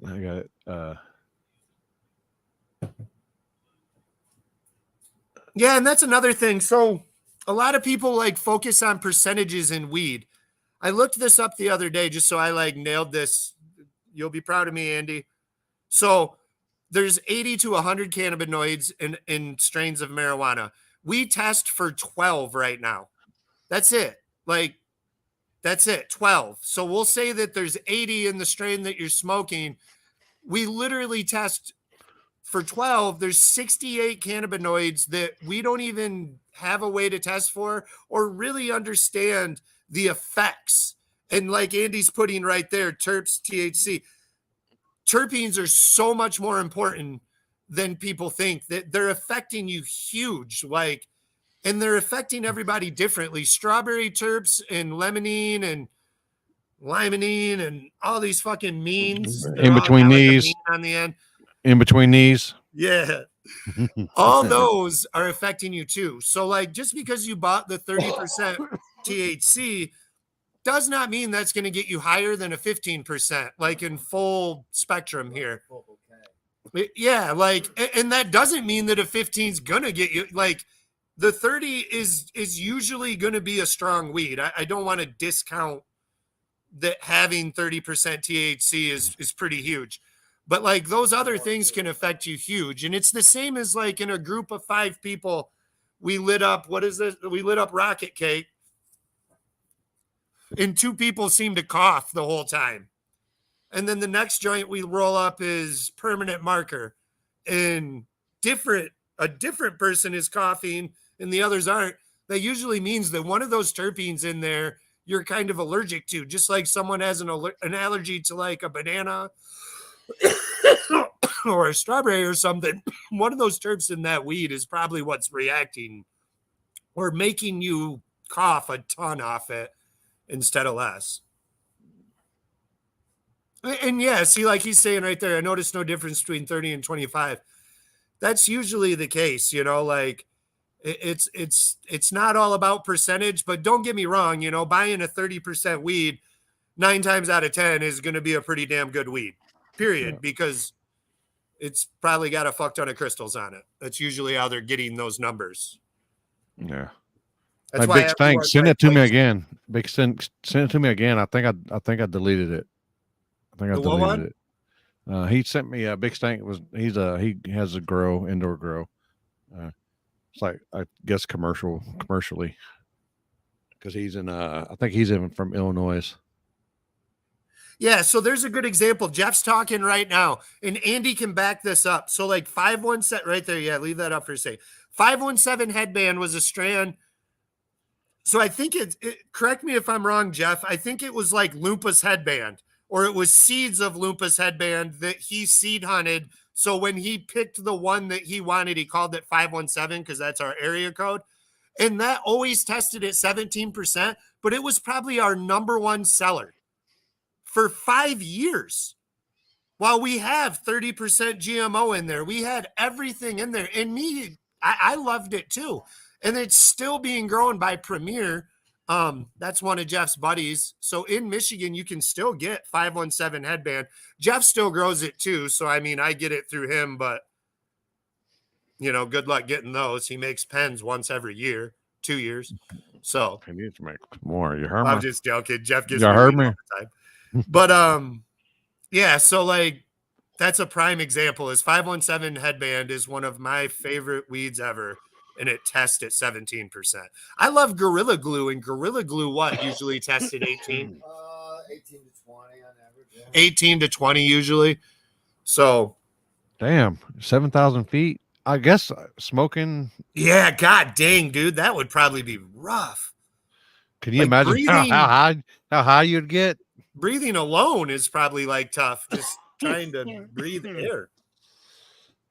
Dude, wait till you see that True Detective. It ends. Oh boy. Yeah, we'll let the band play. Yes, he does every time. Every time. But yeah, another thing is those carts. So this is something I have to explain at the store like once every time I walk in there pretty much. So there's 3 kind of carts. There might be 100 different carts, but realistically to me, there's 3 kind of carts. There's distillate, there's live resin, and then there's live rosin. So distillate is made through, so they run this through like a closed loop BHO, and then they put it through a short path and a roto vape, and they make distillate. And in the end, the only thing that is left is Delta 9. Yeah. There's no CBD, there's no THCA, there's no THCB, there's no blah, blah, blah, unless you infuse it back in, but there is only distillate. So at that point, you are only getting Delta 9. On distillate carts, there is no sativa or indica. Everyone's always like, I need an indica. And I'm like, why do you say that? Because if I buy a sativa, it keeps me up. If that's happening, it's either from the terps. So like you should be paying more attention to the lemon ones make me tired or not tired, or the strawberry ones make me tired or not tired, or it's literally a placebo effect. You've convinced yourself of this, so it's true, because it's only Delta 9. There's no difference. I don't care if you derive it from an indica plant or you derive it from a sativa plant. It's all been burned out of it. The only thing activated and left is Delta 9. Now, on a live resin cart, that's full spectrum. And on live rosin, that's full spectrum too. Live resin is run through a closed loop with BHO, usually butane. There's a few other ways, heptane, all these other shit. And then the other for rosin is usually like through a freeze dryer and a washing machine, or you're pressing it for the carts. How they doing the carts? For the carts, yeah, it's like it's washed, freeze dried, then so wash, freeze dried, put into a jar, and then heated, right? Decarboxylated for a certain period. And then you decarboxylate it for a certain amount of time. Look at me using those big words, Maynard. Science. Science. And that's how you make those rosin carts. Jeff could comment on that too. Jeff just made some. I should go down there tonight and get some. Yeah, so that's the difference in those, and that's a common asked question. Like, you know, I want the indica or sativa, and I'm like, no, Not to mention, like it don't exist. Sativas at 14, 15, 16 weeks. Correct. So you ain't even getting those anyways. It's super rare. Oh, Jeff got me a DMT cart. My bro. What was that one cart that y'all were smoking that one time that had both in it? Both of them. Or it had the dual. Oh, that was just so that was a bullshit cart. Like that's what that is. That's a marketing tool. That was 2 kinds of distillate. One side marked as sativa and the other side marked as indica. And it was just all Delta 9, but it was 2 flavors. Now, it is possible. I guess I didn't check that one. If it was live resin, then it was sativa indica on one side or the other, and it might have been. because they were pretty expensive cards. I think that was live resin. So one side was sativa and one side was indica, and They look pretty DHL. legit. It looked pretty legit. They look, I mean, at least No, they're good cards. I use yeah. cards all the time. I smoked the distillate. I smoked rosin. I smoke whatever carts or whatever. I use them to like when I can't smoke a joint, pretty much, or don't want to roll, or you don't want to smell like it. So like I see the comments are talking about the DMT some. So what is that? Dimethyltryptamine. Bless you. Man, dude, I'm just nailing science words today. I'm so glad I got you guys around. Make me look like I'm fucking not smart. So that stuff is, they call it like the spirit particle or the God particle? Spirit molecule or the God molecule or something. That shit will fuck you up. And I'm starting to learn there's like kind of two kinds. One kind just kind of like makes you see like a bunch of colors and like breathing walls and stuff. And then another kind takes you away to another place.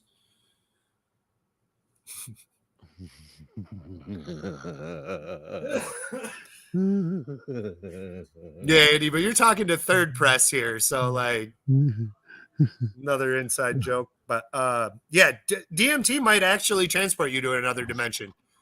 And I'm sure people think I'm fucking absolutely insane saying that, but yeah, there's scientists right now mapping it out.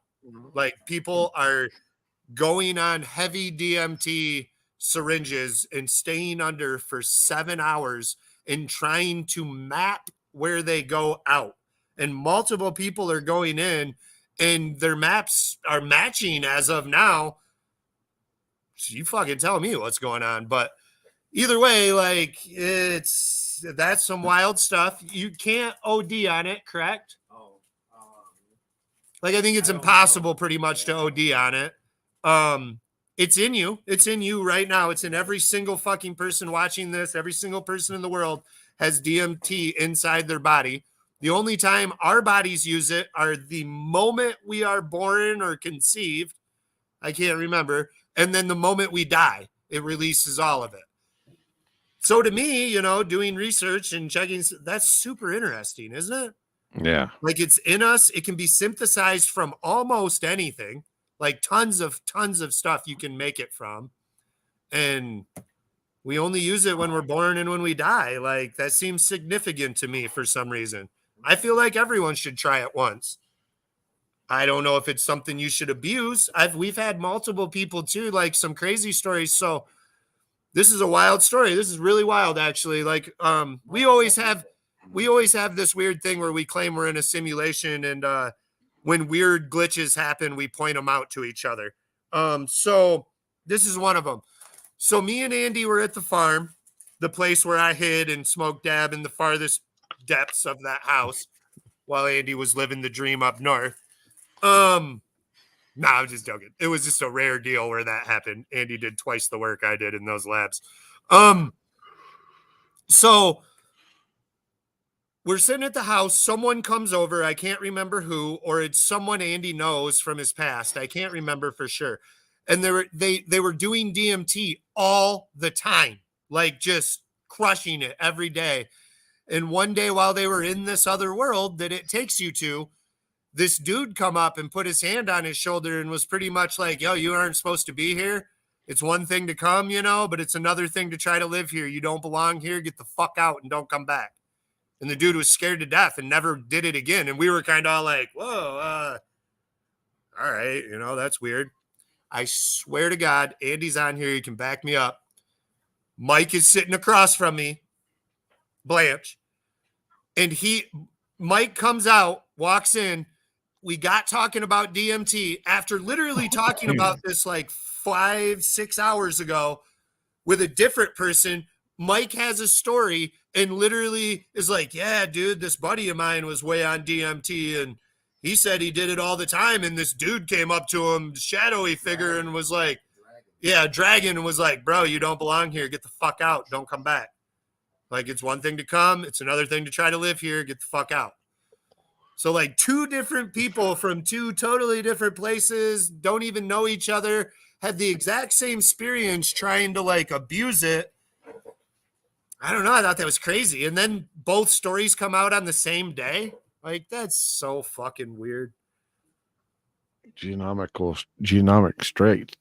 Yeah, that's what I was saying. Like, you see a bunch of like a kaleidoscope almost going off and shit, or looking at a picture and seeing the geometry of it. So DMT equals. Yeah, there's a Joe Rogan documentary on it called The Spirit Molecule or I whatever. don't think it's a Joe Rogan, but yeah, the Spirit Well, Joe Molecule. Rogan's it's not like a Joe Rogan presentation or like produced it, but he's the dude in it that talks all the way through. Yeah, he narrates the whole thing. Yeah, Joe Rogan narrates The Spirit Molecule. It's really cool. Watch it. Whether you're ever going to try it or not, check it out, man. It's some wild stuff. Same with shrooms, man. Like, there's scientists out there that believe that we came from mushrooms, that we didn't come from apes. We came from mushrooms, or we came from fungi that came here on a meteorite, crashed in, and then started rolling. Like, mushrooms are wild, dude. Like, what is it? A cordyceps? Like, they did a show about it, and they did a video game called The Last of Us. And it's about the cordyceps mushroom. And the cordyceps mushroom is a mushroom that takes over like ants and little bugs, and like it don't even kill them. It takes over their nervous system and their brain and keeps them foraging for food while they get to the highest point they can get to then let their mushroom come out of them, eating the inside of the thing while it's still alive, to get to the highest point so that when they bloom, their seeds, go as far, their spores go as far as they can go to infest, to make more cordyceps. And the show is really cool because it shows how, so like a cordyceps mushroom can affect a human because our body temp is 98 degrees. And the ants, they're cold-blooded, they have a way colder body temp, so the cordyceps can affect them. But in the show, it has an interesting theory. What if the temperature of the whole world went up a degree or 2 degrees, and then the mushroom evolved to where it could now live in a warmer temperature and take us over too? Bro, they just found And a end frog up. with a mushroom growing out of it. So boom, Hickman just said they found a frog with a mushroom growing out of it right now, and they're very concerned that because of, the world heating up a little bit, that it's possible the mushrooms could take over. Oh boy. I'm being serious, man. It's crazy, but Well, mushrooms were probably the first thing, and then we are part of them. here's a big stank squirrel here. I'll show you. So I'm talking about, like, boom! Fucking big ass boy. Some fucking fire, boy. Shit's fucking woo, boy. Shit's fucking like, goddamn. That was the best showing of a room I've ever seen, dude. Like, that was dope. Yeah, those look good, man. They look like really good weed. That's big He stank. was doing Big great. stank on He here. was killing it, man. That's awesome. I love seeing people do it. It's a lot of fun. It's rewarding. It has a sense of accomplishment. You get through, and then you get rewarded with burning it. Yep. That's all I want to do is I Yeah, just want that's to build great, man. He's doing good. Yep, that passion definitely shines through. But yeah, mushrooms, DMT, even LSD. Like, I know all this sounds so crazy, but they help a lot of people figure out problems. Like, if you actually do some research on these things and watch a couple documentaries and actually pay attention to the scientists that are testing these theories and these things. Yeah, just like Andy said there, mushrooms are more closely related to animals than plants. So I don't know. I think a lot of people we could fix a lot of mental health issues in this country with some of that stuff. And I don't understand why not. I believe that these big pharma companies could make just as much money off this stuff as the other probably. And I think we're slowly leaning that way. Like Mike says, you know, a lot of people are starting to change their ways on a lot of this thinking. Yeah, for sure. Like I said, I've took mushrooms before. I've been in spots in my life that were so fucked up and just heavily ate some mushrooms and worked that shit out. And like came out of it like, all right, I've got a plan. We're going to do this. I'm done being depressed. I'm done fucking wallowing. I'm done fucking crying and moping. I mean, dude, that's pretty much how the orange car came about. Like I said, we wiped out the white car.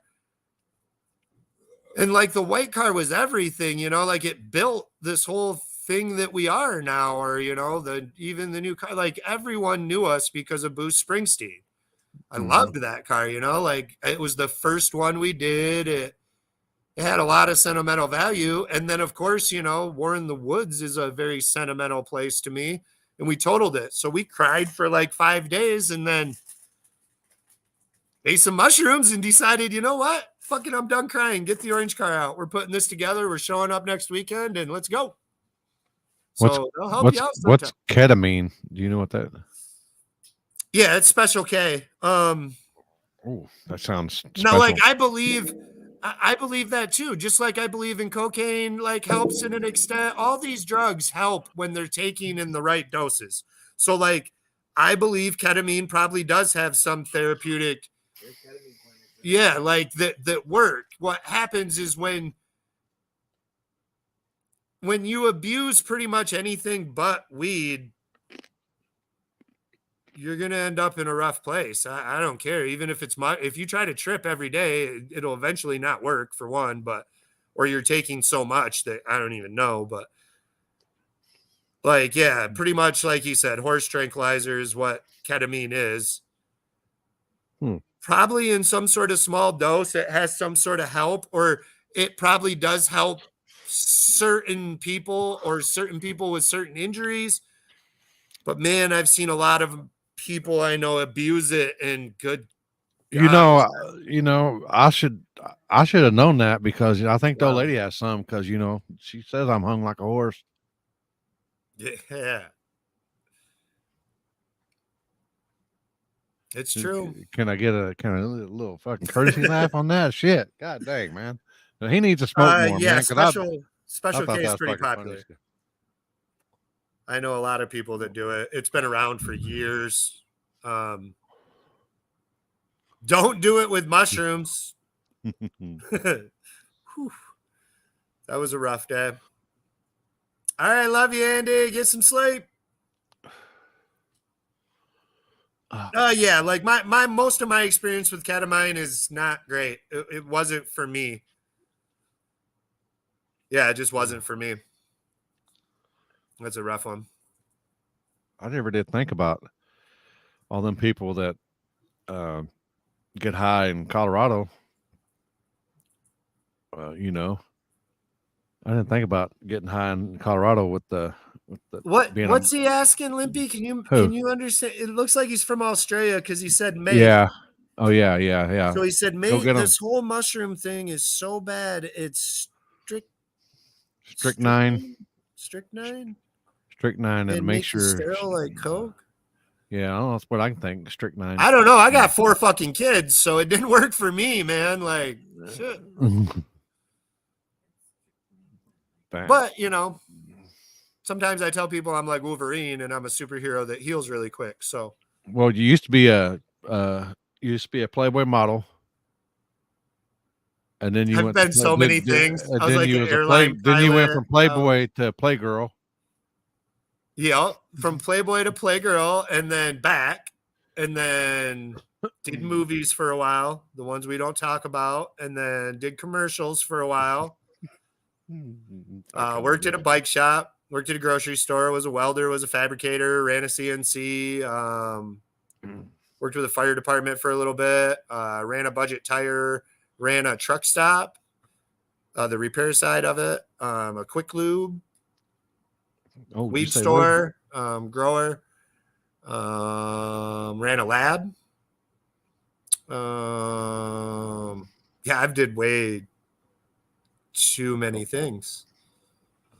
A lot. It was a lot of fun. I don't regret any of it. Yeah, Jasper, he spread his cheeks like my Concho. I'm 58 and we had good drugs. He's probably right. Yeah. Yeah. No talk about peyote yet, because I'm going to be honest, I've never done it. I've always wanted to, really, really, really, really bad. And when I finally had the means to do it, I didn't have the time. Do you know what I mean? Because like that peyote can be like that puts you out for a little day bit or two, right? Like it affects you for a while. So am I right on that, Mike? Yeah.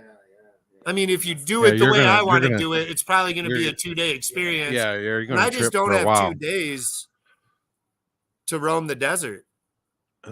I got a serious question. Yeah. Throughout your entire life right now, what part of your life from like a certain age to a certain age did you have the best time of your life? Right now. Right now? Right now. Fuck yeah. Like, don't get me wrong. I loved being a kid.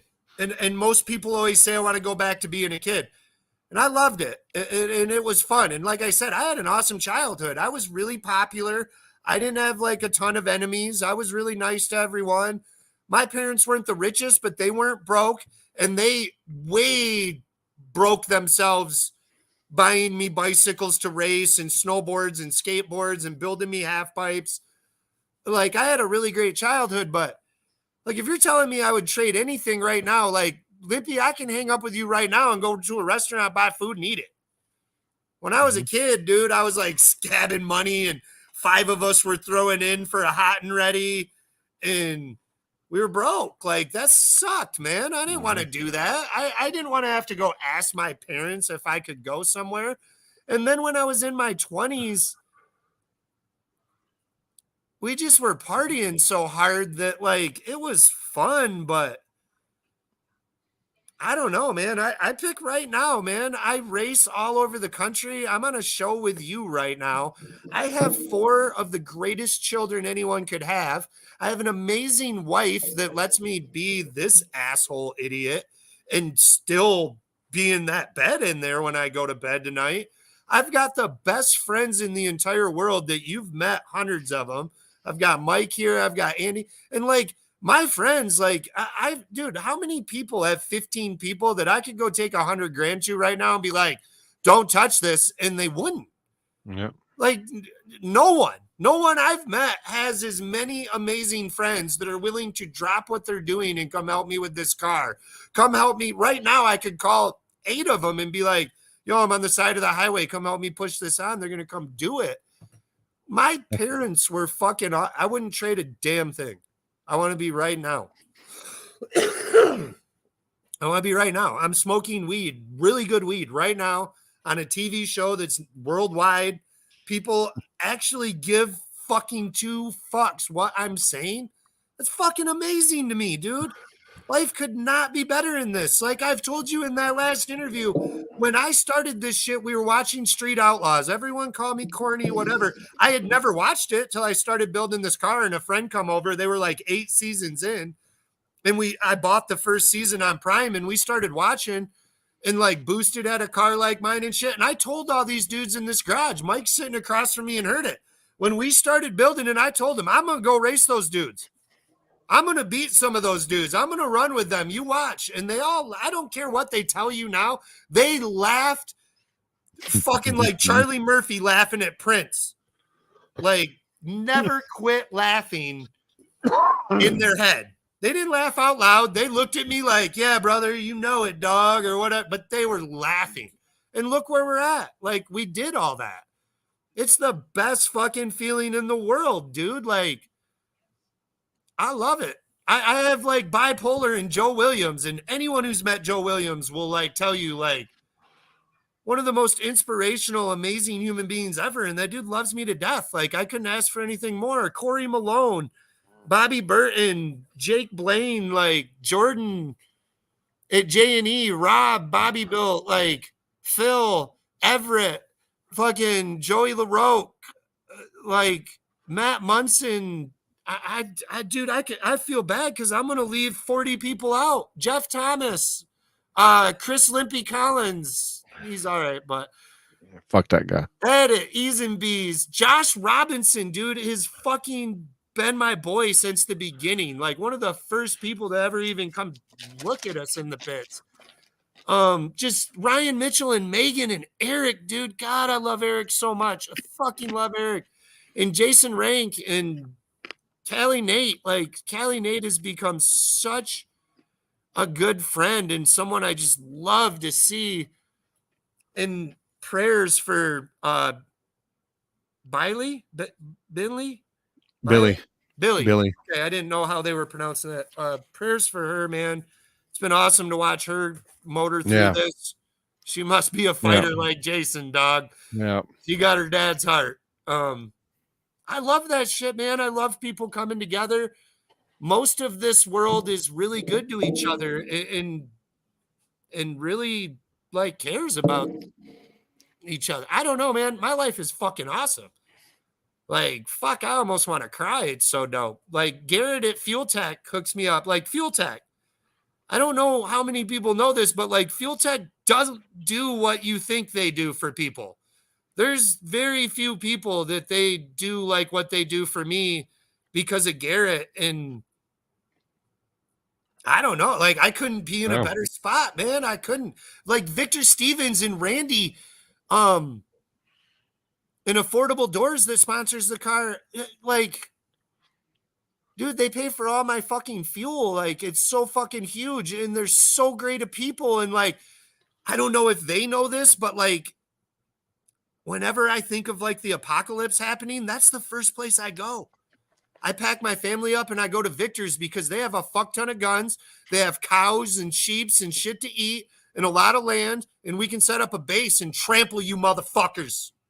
Take all your food and your guns, and they're hunters, so don't even fuck with us. But yeah, I would go to Victor's. Like, that's how awesome all my friends are, and there's just 100 of them, like 1,000. I've left people out, like Happy and Zach Jones and Jody Jones, and the Prestons have always been so fucking cool to us. Billy and Tommy and Bill and Vicky and Joey Beaterbaum, and just, man, dude, it has been one fucking amazing life. Like, and I don't want to trade that. We go fast as fuck. We smoke tons of weed and party, dude. Like, this is what I always dreamed of doing, and we're doing it. So yeah, it can't get any better. That's why I said and you know this more than anyone, but we don't get mad. You don't see me at the track. It don't matter if I red lit, if my car broke, if aliens shut my car off and no one can even explain why. I don't care, dude. I'll go up and light that 1 pound joint and party. Like, we're here to have fun. We're glad we're even there. We've had moments in our life where we're so broke, and I'm so glad I had them. I'm not mad. I love it. I loved that I was broke and now I'm not, and it makes me appreciate it that much more. I literally got up today because we haven't had much sun in Michigan and carried a smile on my face all motherfucking day because of the sun.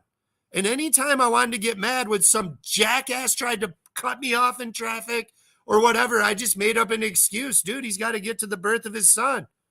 Let me get out of your way, dog. Get that train rolling because it's sunny out and I'm smoking weed on a back road with nothing to do. It's fucking awesome. It's fucking dope. I got the best family. I got the best friends. I've got the 2 fastest cars in the entire universe. Just sometimes I don't want to, if I win everything, man, no one's going to do this anymore. So I got to act like we slow sometimes, but you know how it is. I hog joints. I got Mike over here screaming at me, pass that motherfucker. You don't ever shut up. I have to hear you every day. These people must already have shut their shit off and told you to go the fuck to bed. But yeah, I want right now. I want right now. I love it. I totally agree with you, man. I wouldn't change a thing. No, and I've made some horrible mistakes, but I love those too. I learned from them. They were experiences. Even if I didn't learn, there was nothing to learn from them. They were just a really bad deal. It's made the good deals that much better. It's made them so fucking amazing. Like, and I can't stress enough, man. I have the best friends in the world. Whenever I get down, someone like Mike comes over and is like, let's watch some Y-Files and smoke some weed, dog. And who cares? You know, like, forget about it. We'll just party here. They get me going, or dude, let's build this. You're being a lazy fuck. All right. They motivate me. They keep me right where I got to go. Like, you know, Bill Steele, he's the best in the world. When have you ever looked at that dude and not smiled? Like, as soon as I see Bill, whenever I see Bill or Pam, the first thing I think is like, damn, they're so awesome. They're like some of the best people in the world, and they hang with me. They can go hang with any trailer they want. Anyone would take them in. They bring dope-ass fire food to every event and smiles. Like, who the hell wouldn't let them in their pits? Lines the car up, turns the car around. Bill's in there. Bill and Jacob too, dude. Jacob, God, I keep forgetting about Jacob because he's been on winter duty and his wife's been working a lot. Oh, those are those new cards from Jeff. Yeah, I was told to show them to you. Yeah, NLG's fire, dude. Like, they've been around forever. Our boy Ken, he's some of the best work ever, man. And I've had these friends forever. Like, there is one other time in my life that is very comparable to this, and that's when I was working at my buddy's bike shop and riding for Ripshit and a few other companies. And literally we did the same thing. We traveled all over this country riding bicycles. We were slapping fives and throwing up peace signs everywhere we went. And it was so much fun riding bikes too, because it's very similar to racing. You become like your own family of people that look out for each other and actually care about each other and build things together. And that's another thing people don't appreciate that I feel like they should, because every one of you are a part of what has made this No Prep what it is today. It's not just a few of us. It's not just 6 of us that like shaped this. It wasn't just SRC, even though they were such a huge part of this. But like, everyone should be pumped that we took something that most people made fun of and said was a stupid idea that is now getting consideration for like TV and NHRA and big time shit. And we made that happen from being as awesome as we all were and giving a product that people wanted to see. It's fucking awesome. But any questions? I kind of ranted there. That. For like, I don't know, 10 minutes straight. I'll smoke to that. But yeah, I pick right now. Hell yeah. I love everyone and I have a lot of fun and I'm super lucky, and I wasn't always in my life, and I am here now. We got this right here too. Ah, man. That's some heavy shit, man.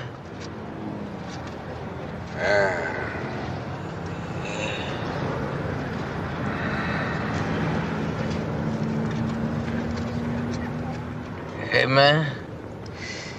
Am I driving okay?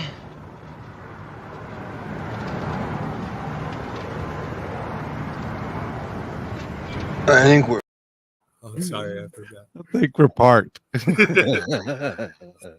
Yeah, exactly that right there. Like, we're making fun videos. We're all over online. I have all these companies that want to help me have the time of my life, and they're all amazing people. That's another thing I'll tell people. I see people ask all the time about sponsors, or how do I get a sponsor, or how do I do this? There's 2 ways. The one way is the Ryan Mitchell, Callie Nate, Beater Bomb. I believe Jarrett Bradshaw and like Patches are headed to this way. Win everything. If you win majority of everything you do, you can be however you want. You can say whatever you want. You can do whatever you want, and you will get sponsors, big sponsors, and you will score them. The other way is to be as cool as you absolutely fucking can be. Like, try to be as nice as possible to any company that comes up. Whenever any of them have come up to my dude, anything you need all weekend, come over here, get pops, get food, anything you need. You need weed? What do you need? I'll go get it for you. I got to know some people in town. What do you need? Be as cool as you can fucking be to everyone you meet. And that's the other way you can get some sponsors, because I can promise you, we didn't ever dominate anything. I mean, we've won races. we are usually never a first round out. We're always in the last couple cars usually and shit like that. But we have never won like Joey or Ryan or Isaac Preston or like the Bradshaw, like Team Denver's doing right now. They're on a good streak, or Kendall Goins or some of these dudes, or Callie Nate. But we got really big sponsors, and that's just being as cool as we absolutely possibly could be, and trying to be as nice to everyone, because I don't know if I'm going to need a part off them someday. I don't know. So that would be my recommendation. If you want sponsors, try to be as cool as you fucking can. Try to help as many people as you can, and have people see that you're willing to do that. How did you crash your race car? Well, I've actually crashed the white and the red one. So the white one we were at War in the Woods. I felt really good that day. Our first pass was really, really, really fast. And like I say all the time, everyone always says that, but we had one of the cars to beat, I believe. We drew our buddy Mark Mauser in the third round. He had won big tire the day before and then switched on to smalls. I was tuning both cars, mine and his. Me and Mark like to go at each other all the time. As you know, Mark's got a fast fucking car, and we don't care about burning each other. So sometimes we're like, he's nitrous to the front, I'm turbo to the front, and we talk a little shit. I knew how his car was acting that day on smalls. We hadn't had as much time on it on smalls as bigs with this new fuel tech in it and shit. So he was a little slower than usual. So I knew we were going to get him probably. It was going to be close. So at about, I don't know, at about like 300 feet, I looked over and we were a half a car out, and I knew he was at about the end of his nitrous. So it was just going to ride, and I was still going to build probably about 12 more pounds of boost from where we were at to the end. And I was like, I'm going to make this real bad. And I grabbed the scramble. And if you watch the video, you can see we're like riding like this. And I grabbed the scramble, and it just whoop, like jumps a car and a half. And it started to, you know how War in the Woods is, it started going like this a little bit.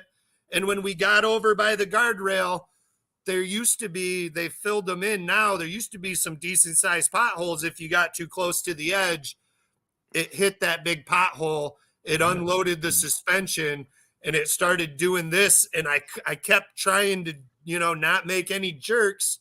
And then when it come off the asphalt onto the grass in the center, it was a pretty big drop, and it caught the shock bracket on the rear end, and it just turned the car right now.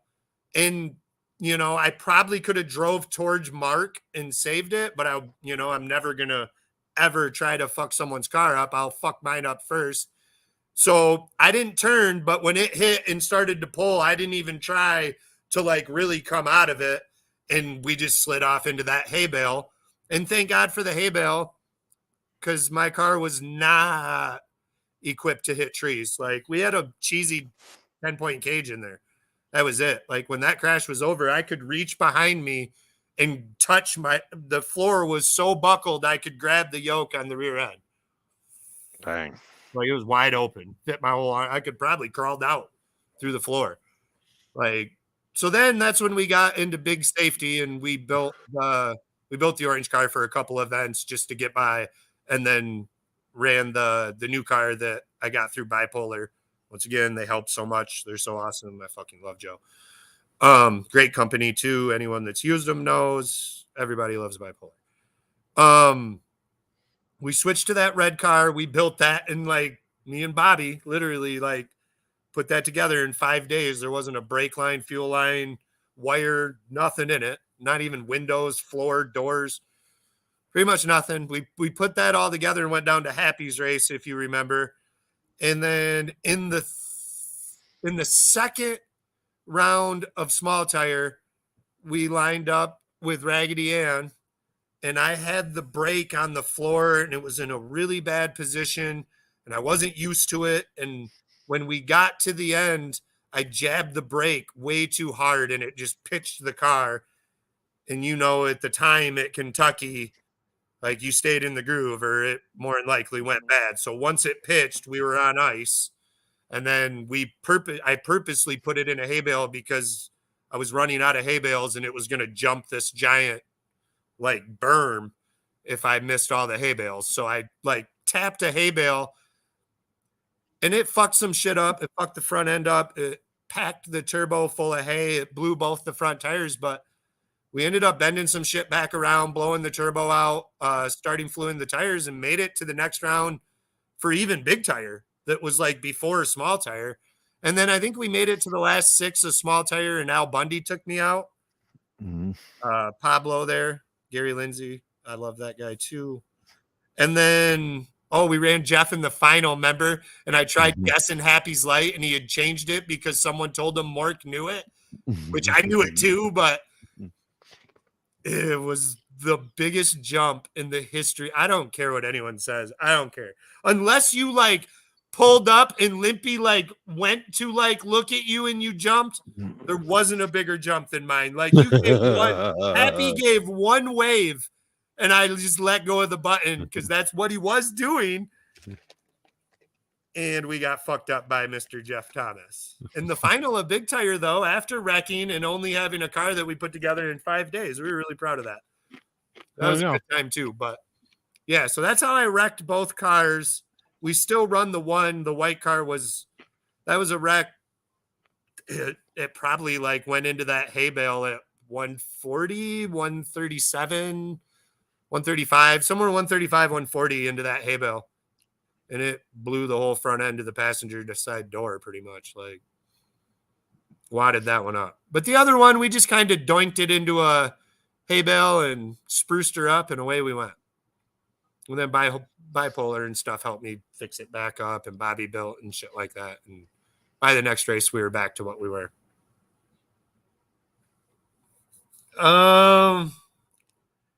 So on no prep, we made our fastest pass against Ryan at the Purge when we tried to guess on him. And I actually had some problems. I didn't know I had a problem with the car till I got home. And that is not, I repeat, that is not saying we were going to get by Ryan.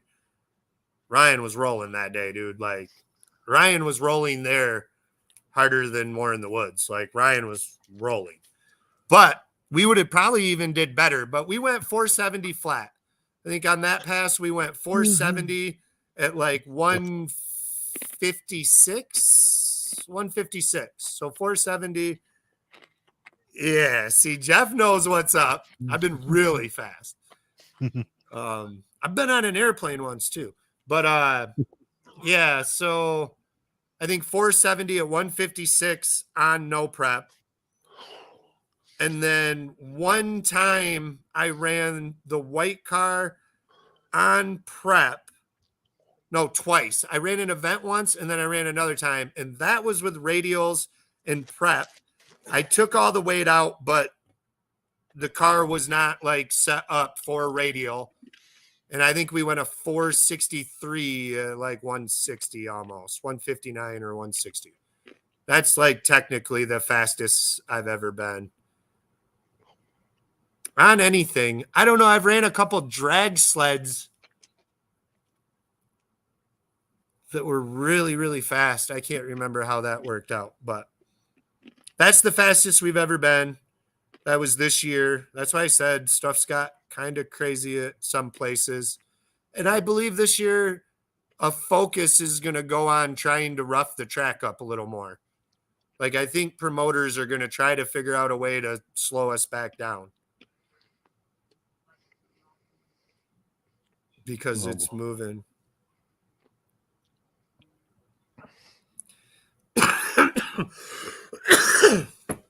That's why I try not to say numbers much because people yell at me and claim people aren't coming to the events, but it's not like we go 470s everywhere. And I try to tell people at War in the Woods, there's a lot of luck to this. Like, I'll bet you anything you want. You go look at every single person to ever win War in the Woods. And if you watch all of their passes to the final, there is a pass in there or two that weren't that fast.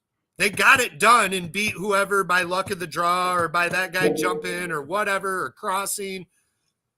But like, it is so hard on no prep to consistently go that on some of these bumpy surfaces. Like, I mean, like Cincy Street Nights was super smooth and really, really, really fast. Yes, Sloan Onondaga is racing this year. And no, I know you're joking, Dean, but I'm just more speaking to other people that, like, you definitely don't have to have a car that goes 470s to compete in pretty much 95% of events. And even in an event like that, there's so much luck, you know, and I shouldn't say luck because everyone gets mad, but like, there's so many things that can go wrong that it don't matter who you draw. You could still win that race. I mean, that's why we show up, you know, you never know what's going to happen. And we've beat a lot of people that we shouldn't have probably beat just because it worked out. Like, we guessed better than them or they broke or something. I don't know. I tell everyone, you got to show up to win, man. If you don't, it's impossible. Oh boy. He knows.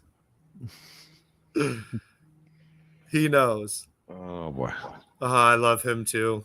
The Indianapolis guys are so awesome, man. And that's why I said I pick right now, man.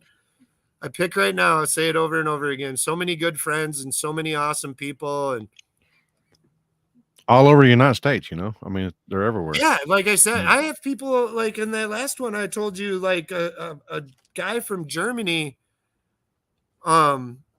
His name's Jerry from Germany. I'd have to look up his last name or whatever. He buys every shirt that I make and always tells me about how he watches all. He's probably watching right now or I think he's like different time zone than us, so he always ends up watching them after they've already went. But he's, he literally says like it keeps me going, or I don't like, where I live. It's so boring, and I watch you guys and love everything you guys do and all this, and it's like, wow, dude, just to think that anyone that much or that we can make anyone's day better is just awesome. Yeah, that is true because that's where they invented the bra was in Germany. Well, I mean that's so we were like I said to be 100% homo, which we are. We watched you. I watched Chief in one of those early episodes while we were building my car, and I was a Boosted fan. To this day, like the first time I met Boosted, I was probably the only time I've ever acted a little bit different than I ever act. I was like, wow, like that's Boosted. That's the dude that like kind of got me to do this stuff or whatever. And he was always the coolest. Like if you ever listen to the Chief and Sean podcast, like Boosted was real. And they always stress that like Boosted street races, Boosted will stay behind after the show and street race for 2 days later. And plus he ran a new edge and I was building a new edge. So like, I've always been like one of the biggest Boosted fans ever. In Chief, in the first Cash Days episode, the way he was like, I don't give a fuck what's going on. This is what I'm going to do. This is the biggest thing in the world. If you're street racing and you don't, I loved how he treated like what Cash Days meant to him. And that was like a huge part of what we wanted to be a part of. And I know the show got cheesy but like, I feel like in the beginning, the show was pretty cool. They did fake little goofy skits and shit like that. But for the most part, they were hard racing, real cars. They weren't all rich at that point. Chuck, they're going to Chuck's house and he lived in a mobile home. Like I could relate to that shit. You know what I mean? It's real hard to relate with Ryan Mitchell pulling up, or Ryan Martin right now pulling up with a fucking semi-toter with 4 engines, 6 trannies, 3 rear ends, essentially another car in there in case it breaks. Like that ain't what, that didn't bring me back to my old days, but those first seasons are what we watched and what got us into this because it looked so cool what you guys were doing on the streets. And then honestly, like I always wanted to meet you. That was what we wanted to do. We like my biggest goal was to be at a race you were flagging because of what Chief said on that show. The feeling that I could tell he honestly and truly had for your street race. Like I thought, dude, if I do anything, I want to be a part of that. Like that just looks so amazing. And all the racing was good and it was dope. That's really why we're here right now. That's why I'm sitting in this chair. Is pretty much because of you and Chief and Boosted. Everybody remembers the yellow car from Chris, but he actually had a like the like an 87 GT, or the 90 GT body style, the GT body style. But he had, I didn't know that. He had one back in the day. I remember when he had a Blazer that was had a 383 with the nitrous on it. I mean, I remember. I'd love for you to do a one-on-one with Boosted and just talk mostly about the past. Yeah, like I'd eat that shit up. Yeah, and then what? He's like a secret agent for NASA or something. No, they build. He works for a place that builds fighter planes. Oh, okay. I don't know if I air laundry out or anything, but he's been there for a long time. I'm going to tell my kids he secretly was a secret agent for NASA, which is secret NASA. What I say? Yeah, see what I mean? Like, and that's something too, Limpy. Like, I see why you like right now more than anything else. Like, to affect people's lives in any sort of positive way is, I think those are the like number, like when I die, those are the things I'm going to think back on. I'm not going to be like, yo, that was dope. I had $100,000 car. Like, I ain't going to give a fuck. It's going to be, man, it was so sweet that these times I made these people happy, or I was able to come through for these people at these times, like I want to do as much good as I can.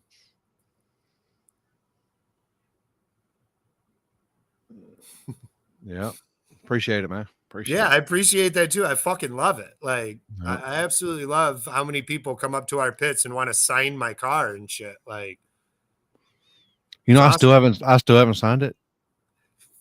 No, I forget. Last time I was going to do it, I think we just went straight into the after party. We do have your stickers though. No, did you sign it? I almost think I don't remember signing it unless I got high and signed it and don't remember.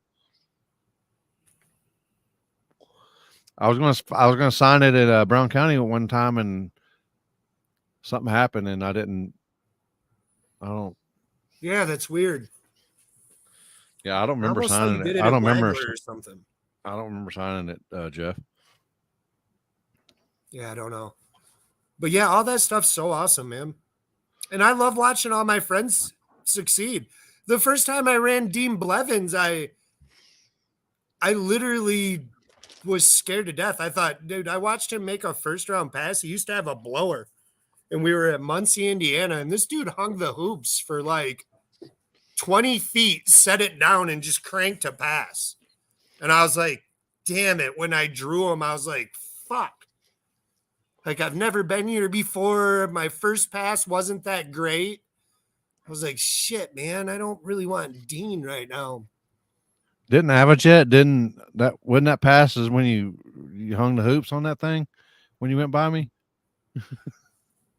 First ever no prep, and he hangs the hoops right out of the gate. It was pretty awesome. Yeah. Yeah, no, and it was so loud with the blower. Like, and Dean's been such a good friend, and Nick Taylor and Adam Hudson and all the Mac guys and all the Canadian people have been a blast this year. That's kind of this last year thing, at least for me, is all the Canadians being around Trevor and Mike and Alex and Waji and Justin and Pablo. I think one of them's named Pablo. And the guy from Pro Tree Video was really cool too. They're just awesome people everywhere, and I keep meeting more of them, and it's been fun. Yeah, Trevor is awesome. I like Trevor Because like he don't back down. Like he has an opinion and he says it abruptly and he sticks to it. And I like that. Like love that a lot. Have you beat No, Boost I've 12? only raced Boost 12 once. And I got beat. It was a really rough deal for me. And that's once again, Boost 12 is so fast. So I don't want to act like we had some better shot or something. We probably would have fucked it up either way. But that was that day after War in the Woods where I showed up almost late and had to unload my car and like drive straight into the burnout box because we were almost late coming from War in the Woods. Mm-hmm. What was that? US 41 or whatever. Mike threw that race. The Mike. Yeah. CODIS. It was a really good race. I had a buyback and stuff. We ended up going like a few more rounds after that because it was like double elimination or something. But Boost 12 whooped my ass pretty bad. But I also made a mistake. And you know how you are after War in the Woods. Like I was a zombie and I barely made it there in time. And I got up there and I ran up to Ryan and was like, Ryan, what'd you put in yours, man? Just give me a clue because I didn't even get to look at the surface. And he told me a 50. So, I mean, we're at the end of the track, you know, like it's an 8th mile track and we're at the end going towards the end. So like we weren't really on the rubber, but when he said that, I assumed a 550. He did not mean a 550.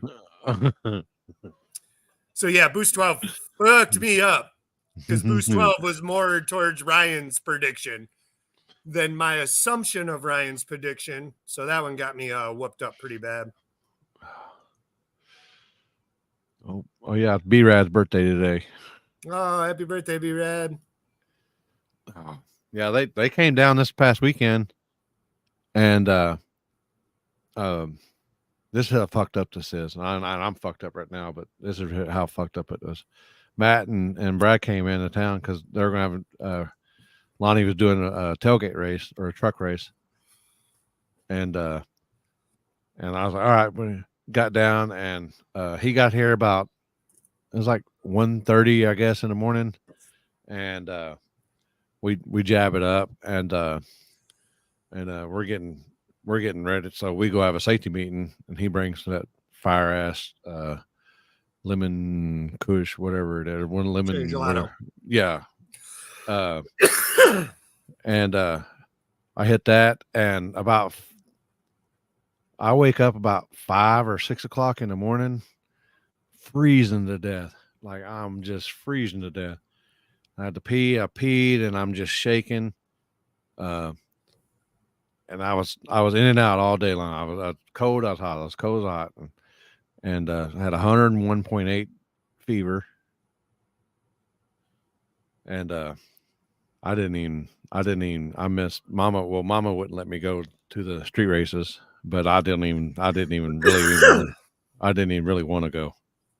Yeah, feeling like shit.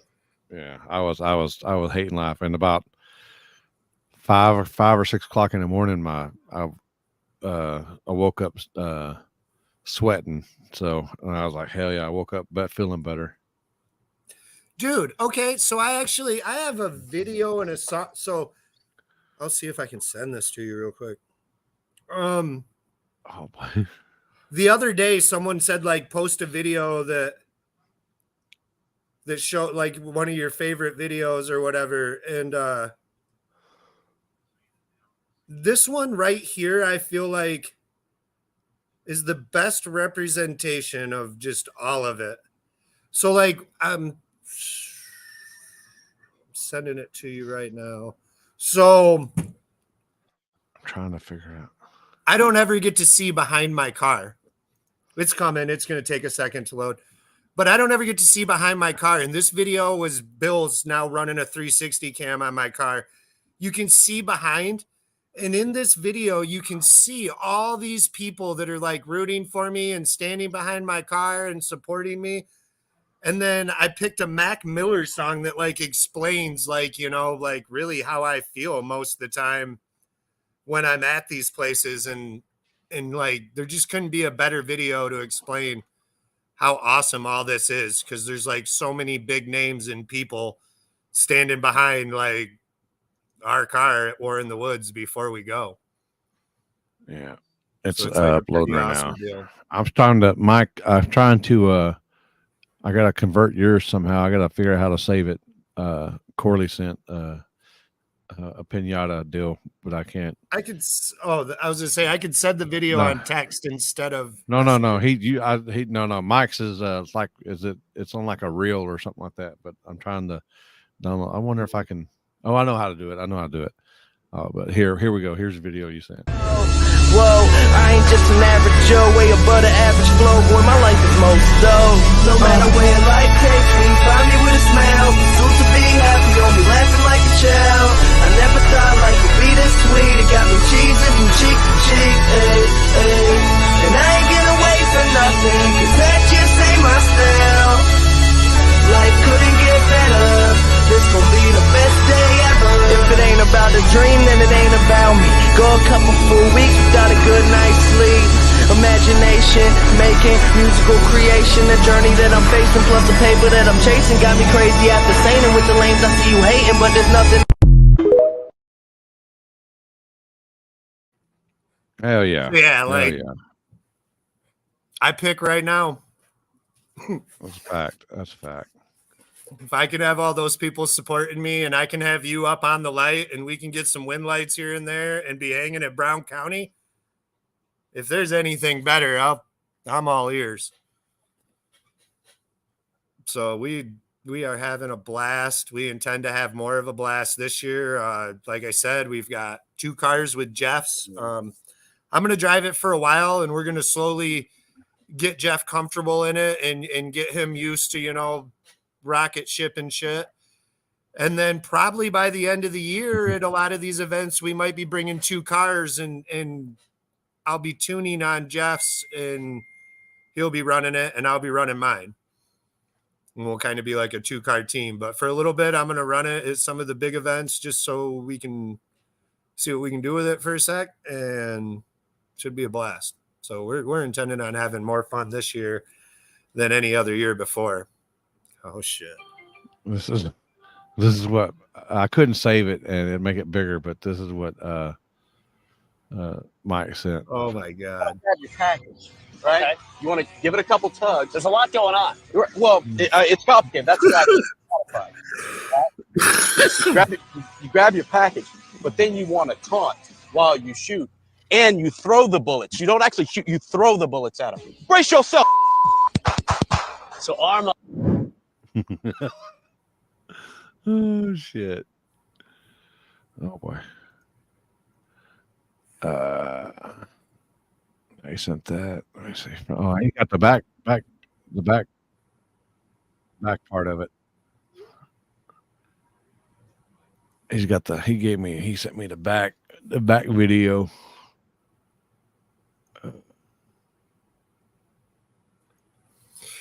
Yeah, like Matt Spencer says, like Brown County's my favorite, but man, I've had a lot of fun at other places, man. We had a blast at English Mountain. We have fun at Onondaga. We have fun at Milan. We have fun at... You have fun everywhere. Dude, the Purge was fun. That Wagler event was such a sweet venue. Like, I really hope people come to the Purge, like, just for the experience. Like, that track is top notch. Like, the parking. There was a motocross track there that he gave us permission to have golf cart races on at night. Like, There's a pond to swim in. Like, oh man, that place is sweet. What happened to deal? I guess this is better. Here's Ed sent me this. Oh, hello, Brittany.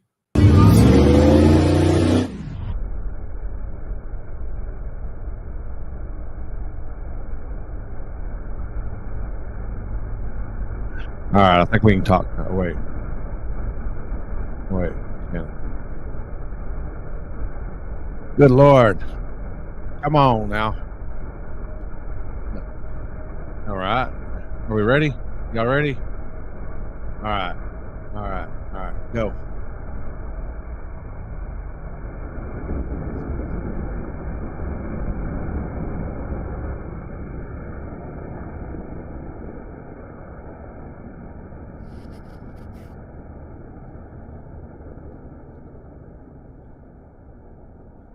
Uh-oh.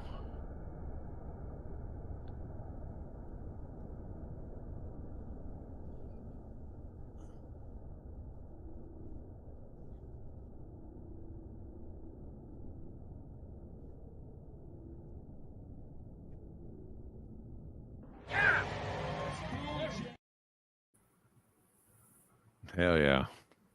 Yeah, we were rolling there last year. I was just talking to Lippy. You guys couldn't hear it, but the very first race we pulled my car out this year was that first War in the Woods, the one where we lost to Cali Nate, and I made a little mistake at the end. We probably should have beat Cali Nate by a little bit, not a lot, but a little bit, and we were, after looking at the data from that run, going to turn up quite a bit more.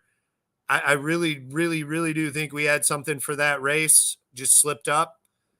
After that race, the next two, Ryan, like I told you, Limpy, Ryan was on another level, man. He just really was. Like, not that people can't get there. And that's where I believe the work harder should be said. Like, yeah, work harder, because he's a little out of reach right now, but I think he's catchable, obviously, and other people beat him a few times too.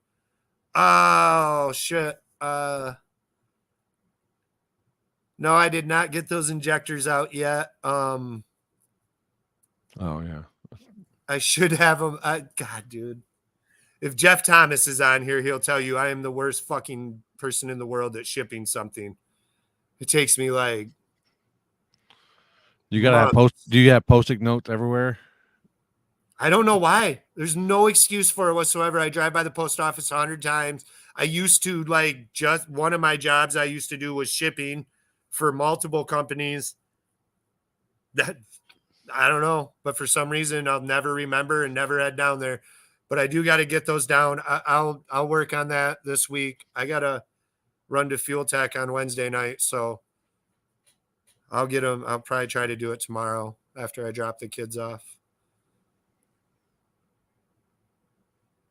I know, dude. He's the best. Like, if anyone's wondering, Fuel Injection Innovations, Callie Nate recommended him to me, and he did me so right. And no sponsorship deal. I paid him to do him. He wasn't offering anything. He probably had no clue who I even was. And just amazing service. He was very fast, very honest, worked with me. I sent him, a set of injectors that I told him were probably, there's probably something wrong with a few of these. And he has some of the baddest equipment you can buy. So he was able to give full flow rates and what the coils were doing and cleaned them all up. And so I've got a set of injectors I can use for like injection in a cold side, but probably shouldn't use them as a set. But he was super honest about all that. And I do need to send my Fuel Techs and another buddy's Precisions down there. But yeah, he's an awesome guy, man. Another awesome guy I met through Callie Nate, and Callie Nate helping me.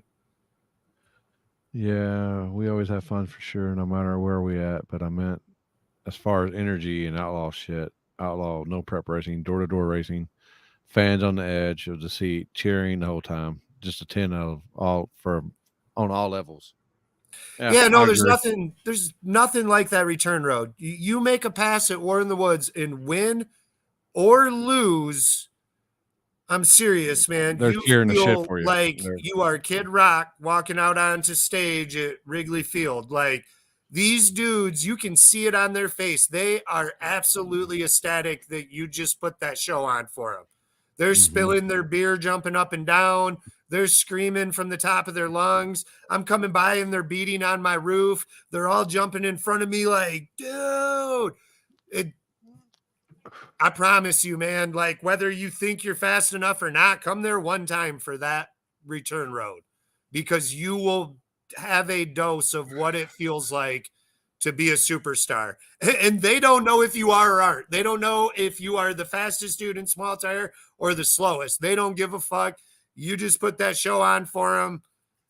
I will spill half this beer to show my appreciation, and they get to it. And I know there's been a few mishaps here or there on the return road, but that's why we keep our car rough, dog. because shit happens. I've had golf carts crash into my car. I've had my crew running up to the car to do something and trip and fall into it and dent it. I've had him walk up and on the white car come running up. Chris did. And I'm like, why? Because the white car had mirrors for a little while. I'm watching in the mirror. He slips in the prep, spills prep all the way down the side of the white car. We could never get it off. It like soaked into the clear. Oh, dude. Oh man, I'll smoke to that shit. God dang, that hurt me. And those are awesome memories. Like that's why I don't try to. We are probably gonna wrap the back of the car, my car, white. So like the whole car will be white this year, and do a matte and just let people start signing the whole car because we're running out of room on the front end. So I do think that'll be one difference for LL this year is we'll wrap the back of it white. Backed into his car and this. Oh, so, dude, I don't know, and I should ask Callie Nate because I think we kind of weirded him out when we drew him. He obviously knew who we were, and we obviously knew who the dude who embarrassed JJ to the tune of 70 grand was, you know, and everything else. I knew Callie Nate became one of my favorites from the Z car at the Kansas Street Race, where he kind of came out of nowhere and was like, had that old Whipple on it. And man, dude, that was dope watching that. And we drew him at War in the Woods. And I think it kind of threw him off how like pumped we were to draw him. So like, I think it kind of threw him off a little bit because he was really studying like his laptop to get us. And I think they were having a little bit of problem with the car or it like wasn't acting exactly how he thought it should. But yeah, that was right before my race when he backed into Ryan. Yeah. And Ryan's an awesome dude too. Ryan is a hard tire guy. He's a really fast hard tire guy too. I don't know if you were on here earlier, Ryan, but we're going to put my car on hard tire for War in the Woods and run a different car in small tire and my car in hard tire. And yes, T-Bone, Callie Nate is a bad man. And hell yeah, Ed, I need new stickers. Let's put new stickers on it. Oh. But yeah, it's been a blast. It's been fun. My life is shooting photos, growing and doing weed things, and racing cars, and have the best friends and family. I mean, honestly, shit. Like at least to me, I doubt there's very many people in this world, and I don't care if you're a billionaire, that I feel their life's better than mine. Yeah. Like a lot of people with a lot of money live miserable lives. Like, oh yeah. We have a blast every day. Like I just cruise around by myself sometimes on back roads and I love it to death. It's like one of my favorite things to do. Just cruise around and look out in fields and check out deer and see who's got a car for sale in their yard or something, man. And then walk up there and Joe Dirt 'em or something and be like, what are you asking for this gem? I don't know. I have a blast. Yeah, when I was in corporate America, I was coming home. There was like it was my time, my time. It was like a 20-minute drive, but for some reason it always took me 45. And I'm the same way. I drive like a grandpa everywhere. Yeah. That's why I said a lot of people cut me off or ride my ass, and I just always tell myself they've got somewhere to be that's important. And who knows? Maybe they really do. For all I know. Maybe they do. Yeah, I forgot I do photos too, and that's so fun. So much fun. I've done a lot of fun in photos and shot a lot of cool things and got to do a lot of things from photos. You still doing the BMX stuff? Yeah, I'm still riding. I literally took apart my bike to make Noah a bike because Noah, I don't know. If you ride bicycles and have for a while, you'll get this. You taking off, Mike? No. Oh.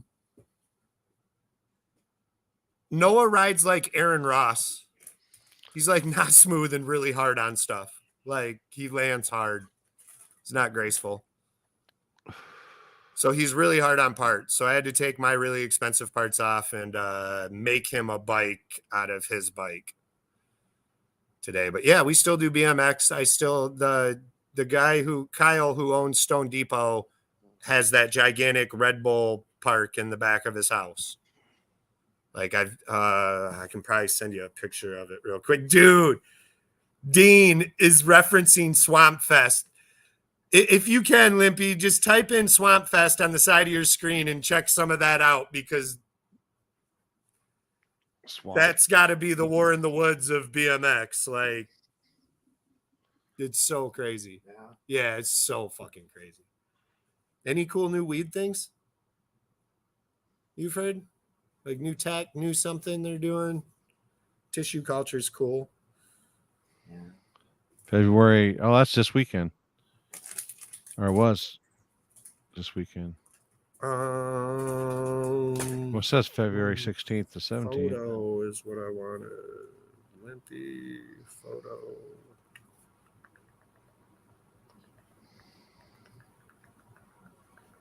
Holy snikes.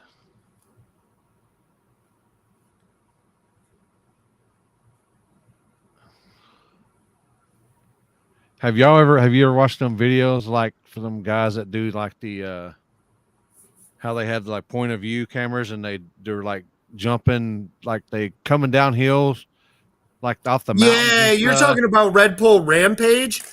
I've rode a few of the bikes, and we conned one of the employees into jumping off the roof of the building with it to flat ground. It was awesome, but no, I've never been that crazy, dude. Those guys might honestly be the craziest dudes in the world. You know what we're talking about? Where they like make their own trail on the side of a mountain and then test all these theories out with like 90-foot drops and shit. Like, who the fuck is that crazy? Like, yeah, those dudes are straight animals. Like, so I just sent you a video and a overhead drone picture of my buddy's skate park in his backyard, and like the guys who build ramps for Red Bull actually built it. Like, it's unbelievable. And that's only like, that's closer than Onondaga to me. Oh, damn. Like just down the road.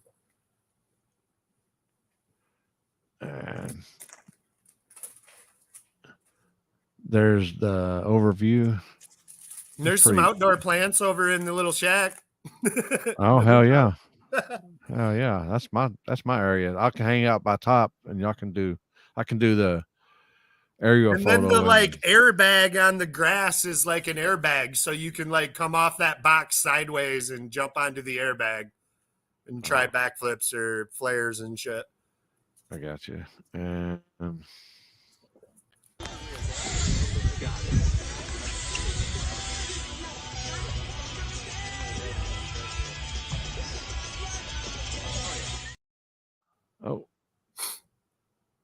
Oh, I must have screwed that video up, but that's okay. But yeah, sweet park. I get to ride. That's what I said. I pick right now. I'll pick it probably till I die. I'll pick this moment right here in time. I want to live in this couple years because this was a lot of fun, and my kids are all having fun, and no one's sick, and everyone's healthy, and no big deals. I've got Mike over here that just sat here this whole time while I ran my mouth, blazing weed and rolling up weed for me, so I didn't have to. It was pretty dope. I got to build a new one. I was riding a colony that I got off someone. I don't even know. It was some sort of colony frame. And I just stripped that down. I think I'm going to buy a Corey Nastasio. And the reason I like that one is it's got a longer rear end. It's like a 14.2 or something rear end. I like a little longer rear. I like a fat ass. Yeah, it's got more of a trails geometry because I'm old and I'm not trying to do double tail whips or crazy. I'm doing Superman's so I can got more to grab. I need Superman. Yeah. So I like a little longer one. I think I'm going to build a Corey Nastasio. I think probably some profiles and profile cranks, stem. I'll have to look into what bars. I think I'm actually going to work with a buddy at the bike shop again. I used to work at a bike shop years ago, and I think I'm going to help him out some this year in my downtime, so he can get some days off, just because I know what to do up there and how to run a store, so he could get some days off. And it sounds fun to me anyways, and get discounts on parts. Shut the fuck up. Oh, wait. Fucking Jeff. Yeah, the elites are loud. I like Chris King's too. Fucking Jeff. There's nothing wrong with rollerblades, dude. You know the worst thing about rollerblading is? What? It's telling your parents you're a homo. Yeah. I've had to do that before. I converted back though, so thank God I didn't get it chopped off. I would have regretted it. But yeah. What's your favorite no prep car?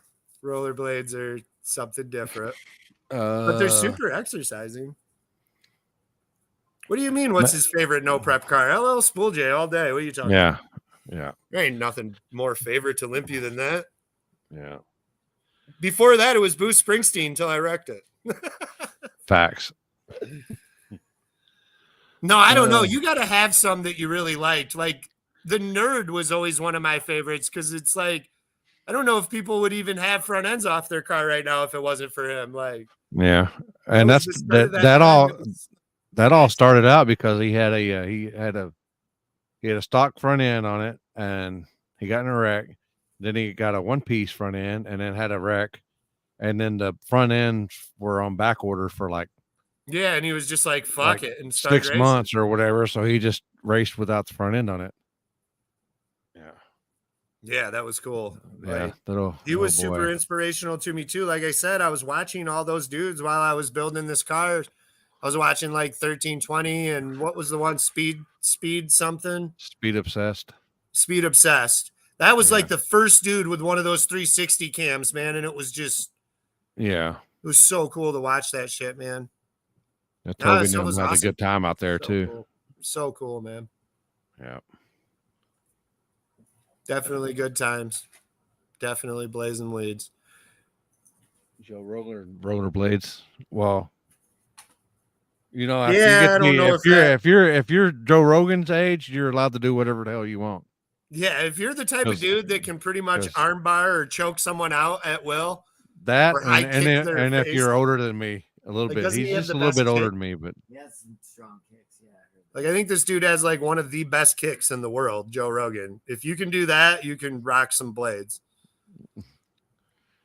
Plus that fool, he does everything too, man. Yeah. What's that that he said he does? Ayahuasca? I can't remember. I heard while I listened to it wasn't the whole podcast, but it was like one of them his in betweens, I guess. And he was talking about I guess he goes and does where he freezes himself or something. Oh yeah. What are they? Ice baths. Yeah. They're really good for you. And so's a sauna. Like, I can't remember. Someone else will have to comment on here the huge benefits of the ice bath, other than like it shocks your system or whatever. But he talks a lot about saunas too, because you get a heat protein that you don't get if you don't get that hot. Yeah. I mean, he's an interesting dude. I can barely find my dick right now. If I do that ice bath, that motherfucker never going to come out. So I'd be worried, like it goes in and then can't find the hole to get out, like you're trapped under the ice. It's stuck like fucking dinosaur days. Fucking unlucky white guy problems. I hear you, dog. Yeah. You know, them things come in 3 different sizes. Yeah. Small, medium, and does that come in white?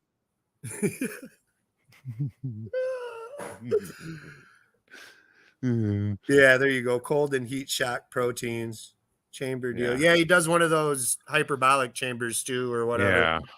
Yeah. I don't know. I listen to a lot of Rogan's things. I like those. Like I was saying earlier in the cast, you know, you got to do your own.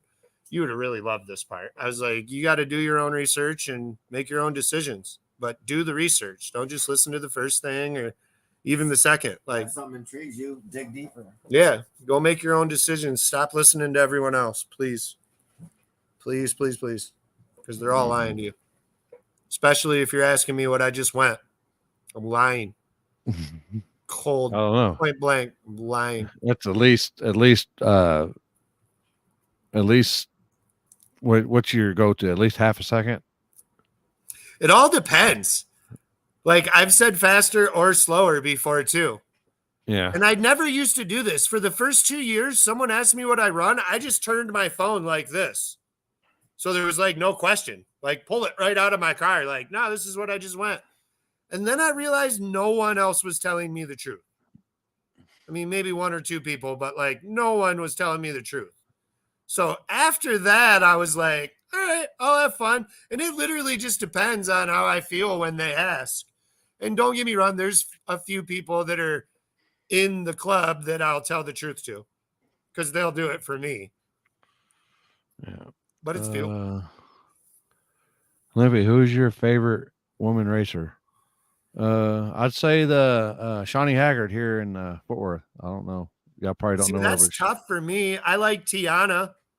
Tiana, yeah. Tiana. And then I like Ashley God Mort. dang.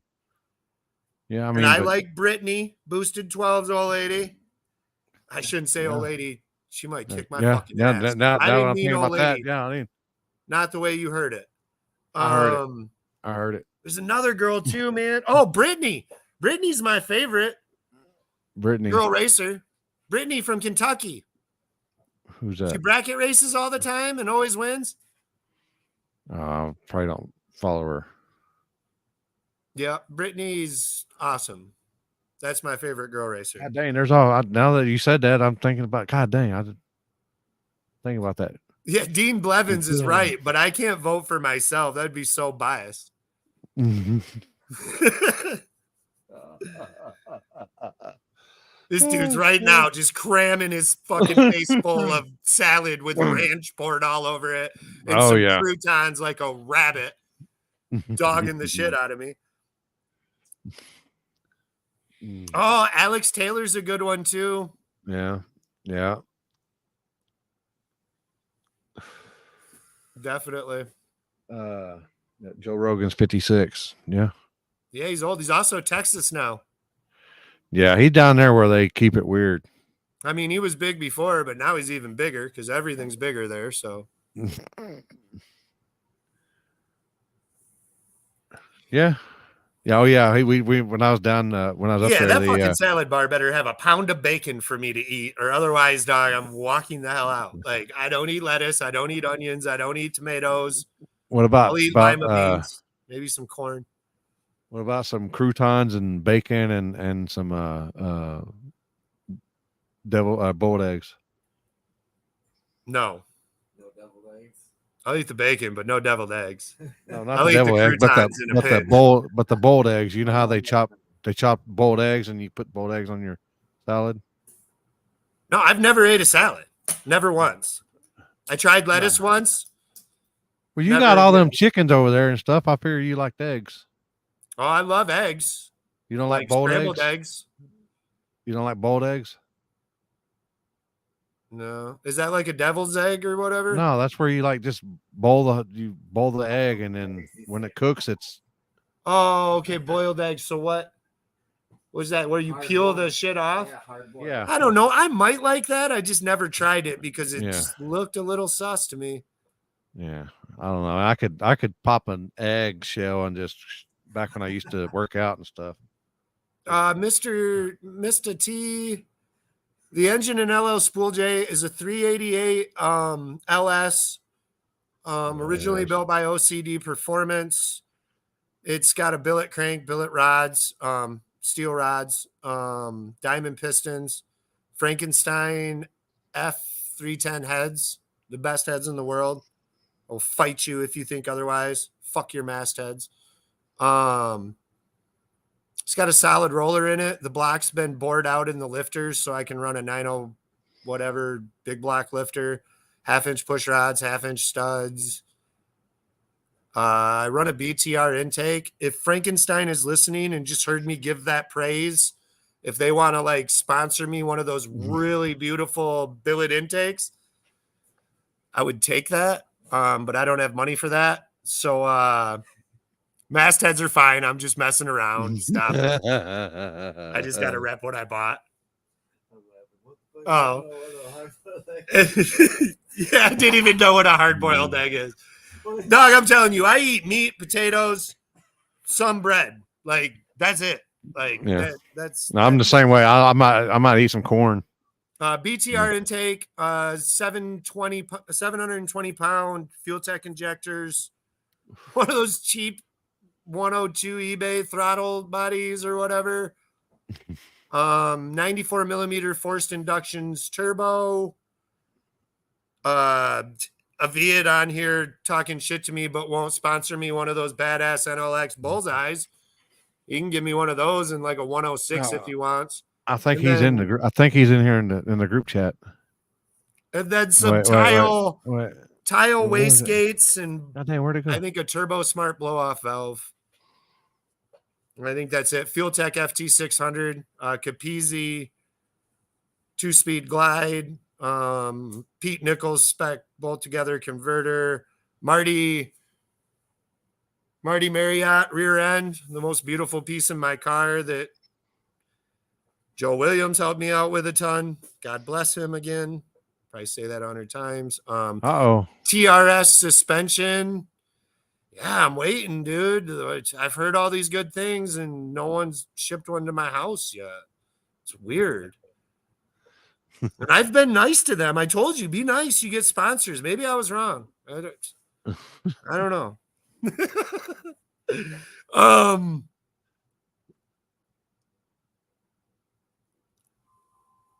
Dude, I want to ride shotgun in your Fairmont everywhere we go for the rest of my life. What are you talking about? That's one of the dopest cars in the world. It'll ride the bumper at a stoplight, dude, on bare fucking asphalt. There isn't nothing better than that. TRS suspension. We have strange canisters on the rear, and we have AFCO canisters on the front. On Jeff's car is TBM brakes. On my car, it's aerospace. I think that's it. 16-volt battery, XS from Detroit Battery. I want to give a shout out to them too. They don't sponsor the car, but man, they were really nice. I bought some batteries off them and they drove them all the way from Detroit to my house, man. It was really cool. Damn. Hung out for a while. I'm Chris over at Detroit Battery. And I don't know if you saw that, but I shared the post. Did you see they're doing like battery wraps on theirs or whatever? Man, I thought that was slick. No. Like how far is Detroit from you? About an hour and a half. Yeah, about an hour and a half, hour 45. Hour and 45 if you're going like to the Windsor Bridge or something, like real deep in Detroit. Is that I can't remember how long in time it is, and you know, because everywhere you go in the United States, times is different. Yeah. Like 15 minutes. We're East Coast, but yeah, someone's hour and a half and someone's hour and a half somewhere else is different. Yeah, I found that out. It's like 15 minutes, and down the road is like, you know, it could be 45 minutes to some people. The battery wrap they did, Dean, was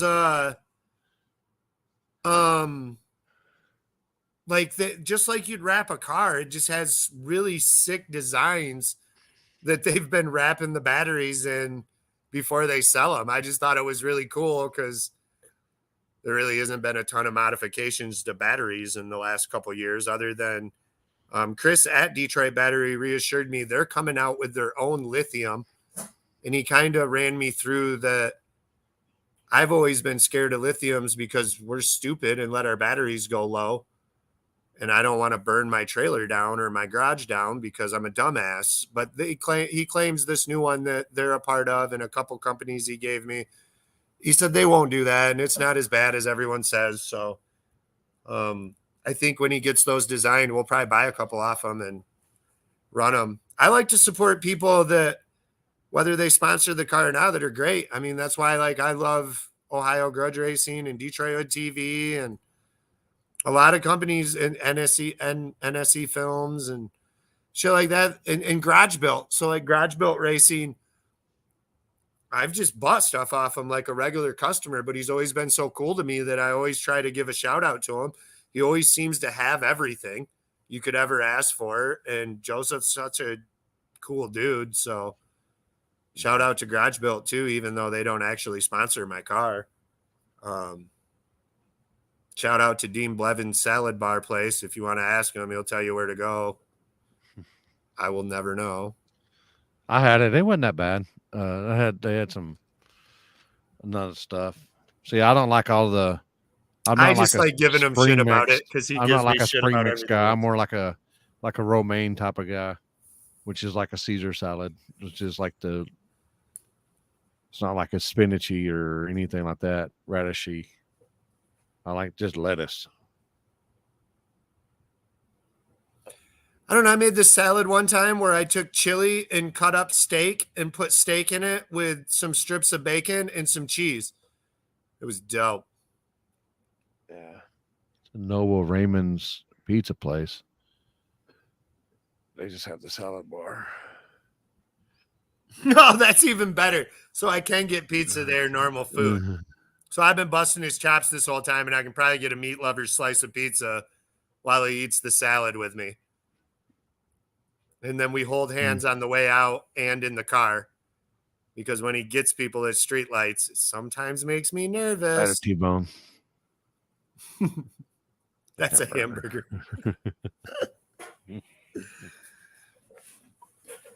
Oh. So Mike sitting here with me, he does not like sauce on his pizza, and I've been ordering that way when I eat with him here. I'm not going to lie, it's not that bad. Do you get it on the side? Well, that's my thing. I get a little bit on the side and dunk a little bit here or there, but I actually eat a lot of it without the sauce at all. And I like to call it pizza jerky, but it's really good. Pizza jerky. Oh, man. Yeah, I've known Mike sitting here forever too. Fuck. Damn, I'm going to say this and I'm going to get made fun of. I met him rollerblading. Oh, boy. Did y'all put them together? Yeah, probably what? Hey, did y'all put them together and then y'all connect? 12 years old. Did y'all connect? Yeah, we like rolled right into each other, tip to tip. Oh, And hell yeah. From there on, we were bros. Like, I knew it. I was like, dude, bros. The original Eskimo bros. Only 2 rollerbladers in town. Go figure. Yeah, Huh? we made it work. But yeah, I met him when we were like 12 years old, and we've been partying ever since. He's always been way into weed, like from the beginning, like way back before being into weed was the cool thing. He always had really good strains, and he was growing indoors before most people. He actually worked at a grow store for a long time too, HTG, with a crazy crew.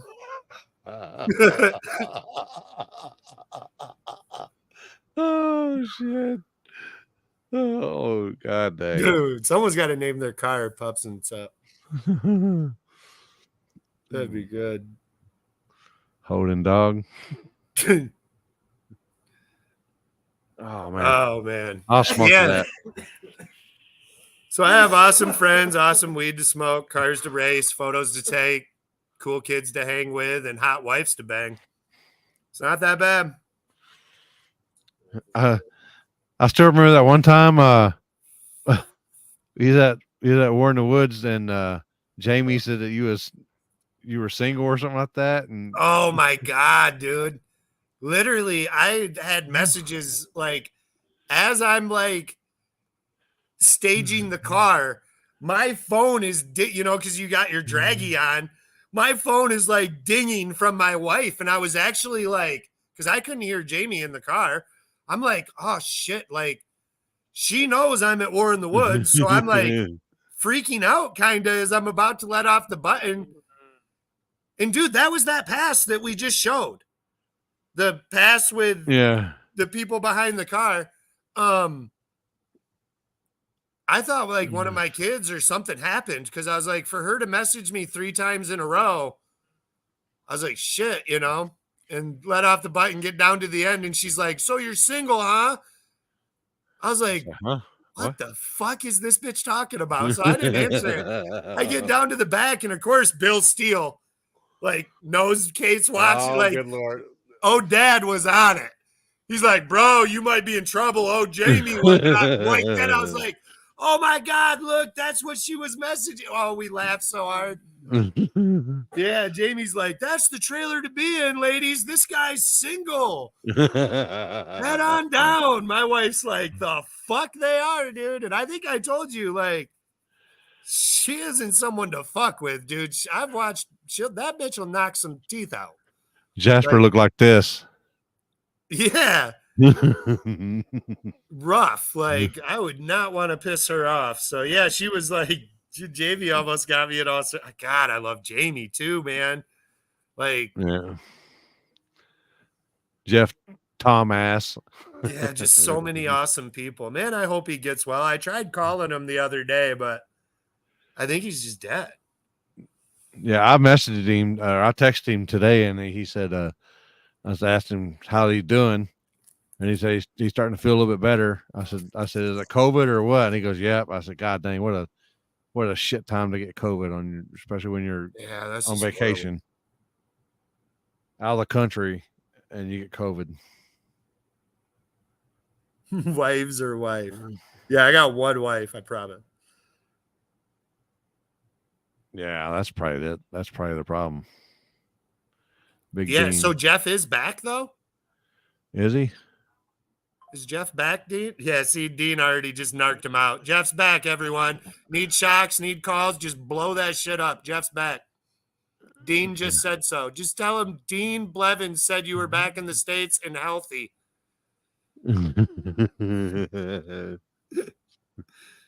And they want to know who's. They want the list. They want the invitational list sent out ASAP.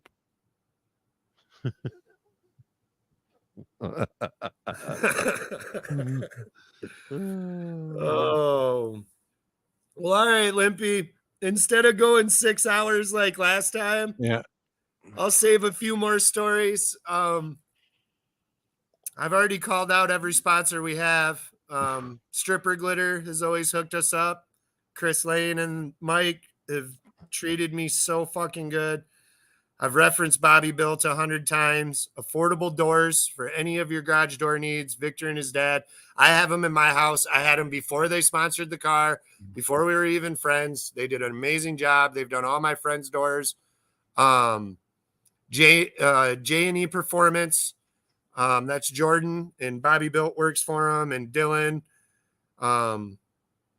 They do some outstanding work. Bipolar's unequivocally done more for me than anyone else.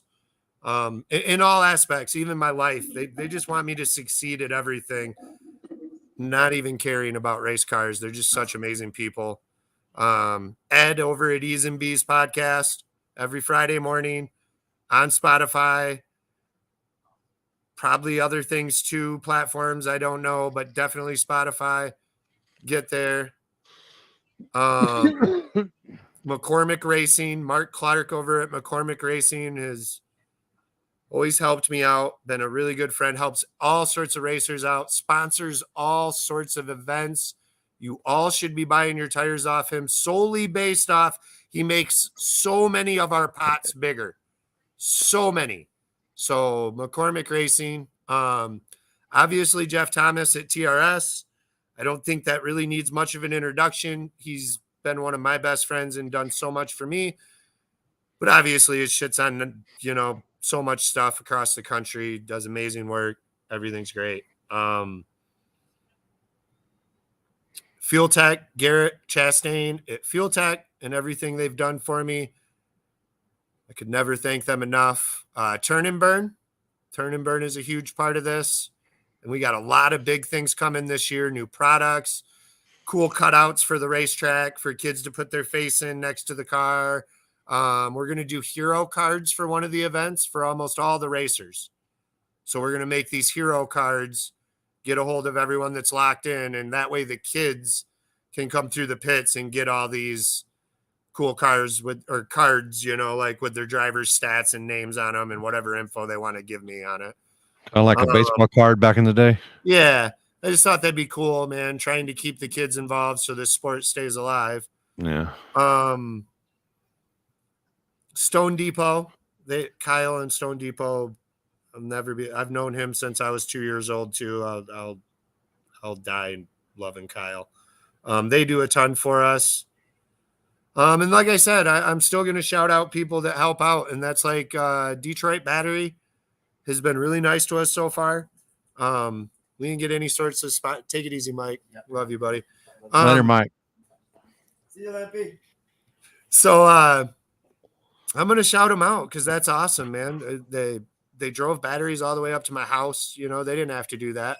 I told them to ship them, or I'd drive down there and get them or whatever. And they were cool with that. So big shout out to Detroit Battery. Like I said, go check them out. Go check out their page. Detroit Battery. They wrapped their batteries. I think it's cool. Like I said, if you're just a racer and don't care like we are with LL, it's not the end of the world or anything that special. But like Jeff's car and stuff, you have a really, really nice car and you want to keep it nice. They look really cool. Go check them out. It's pretty cool.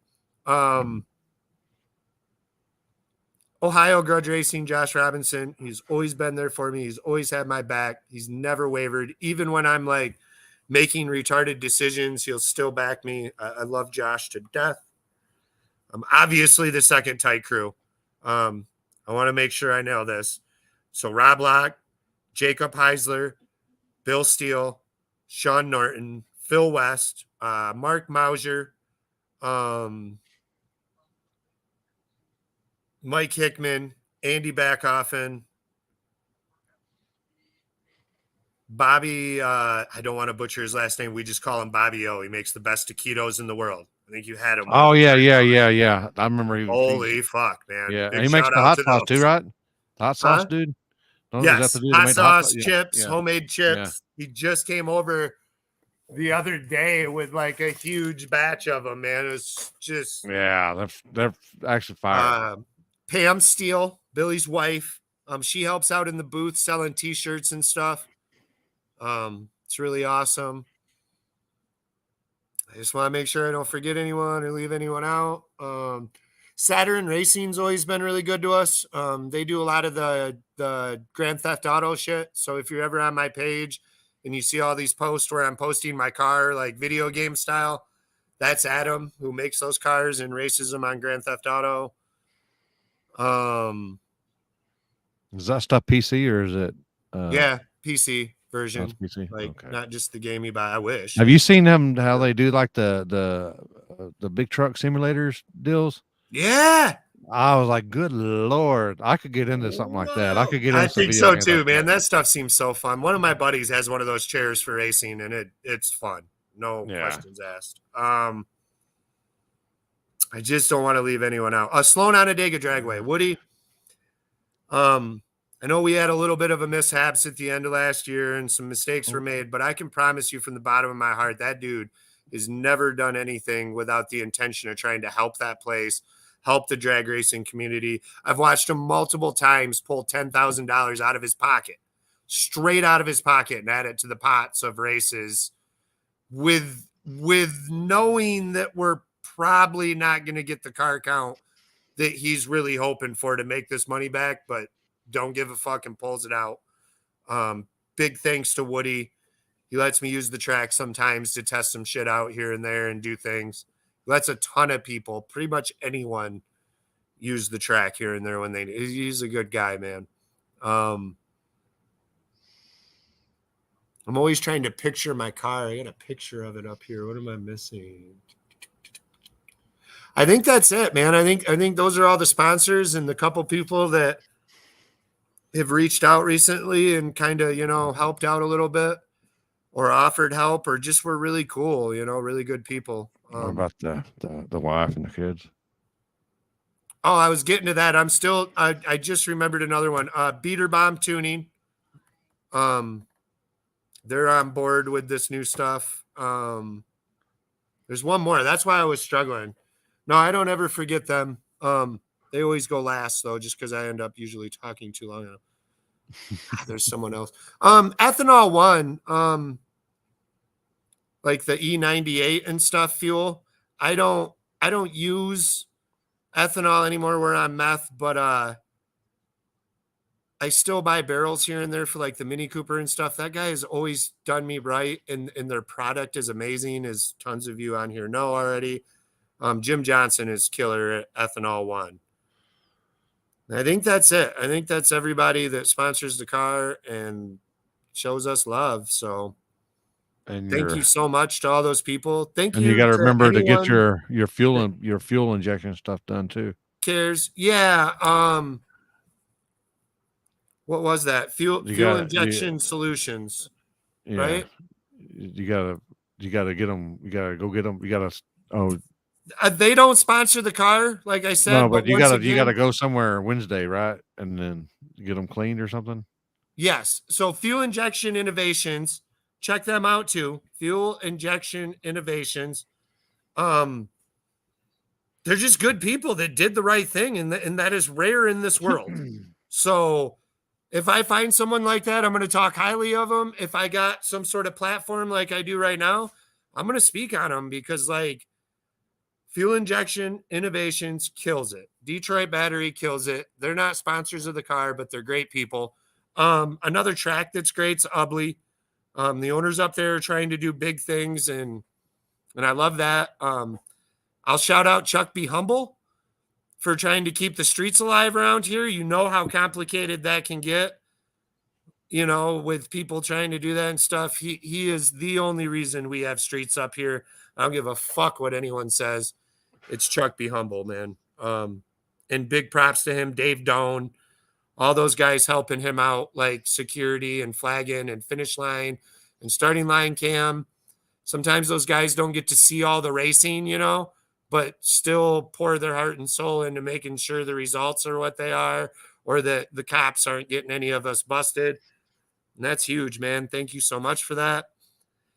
And then last but not least, my wife, first and foremost.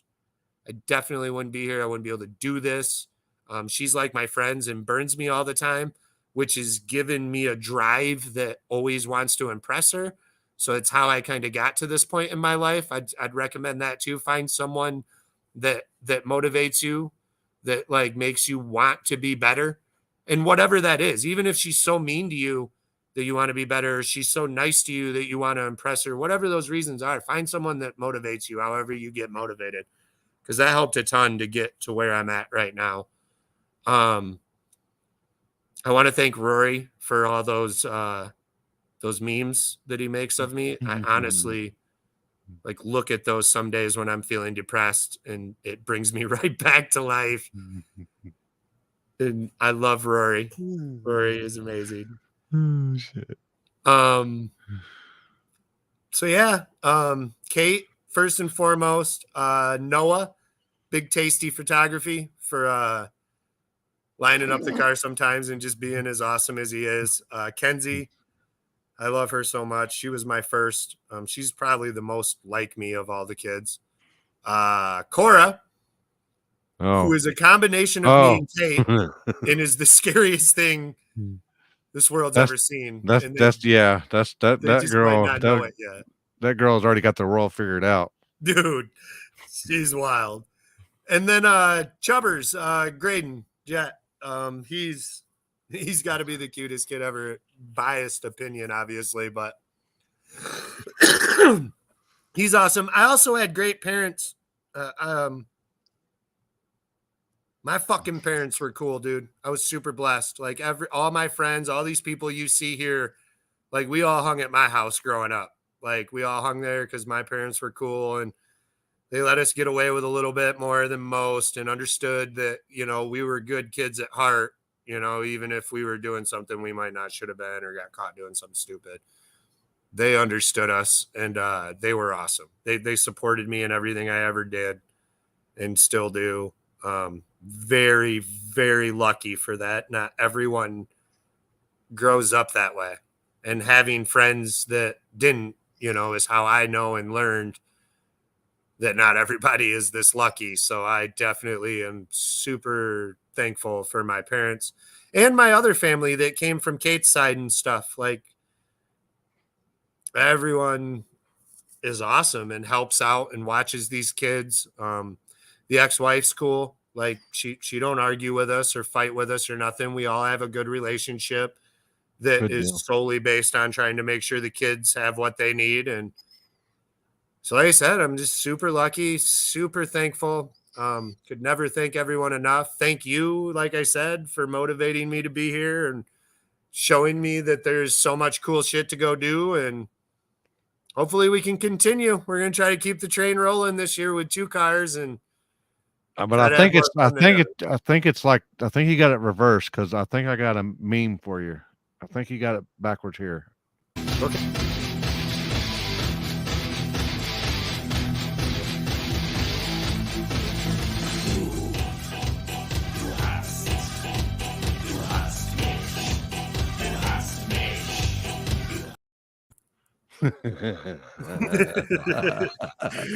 You trying to pump me up? You trying to pump me up? It was the best.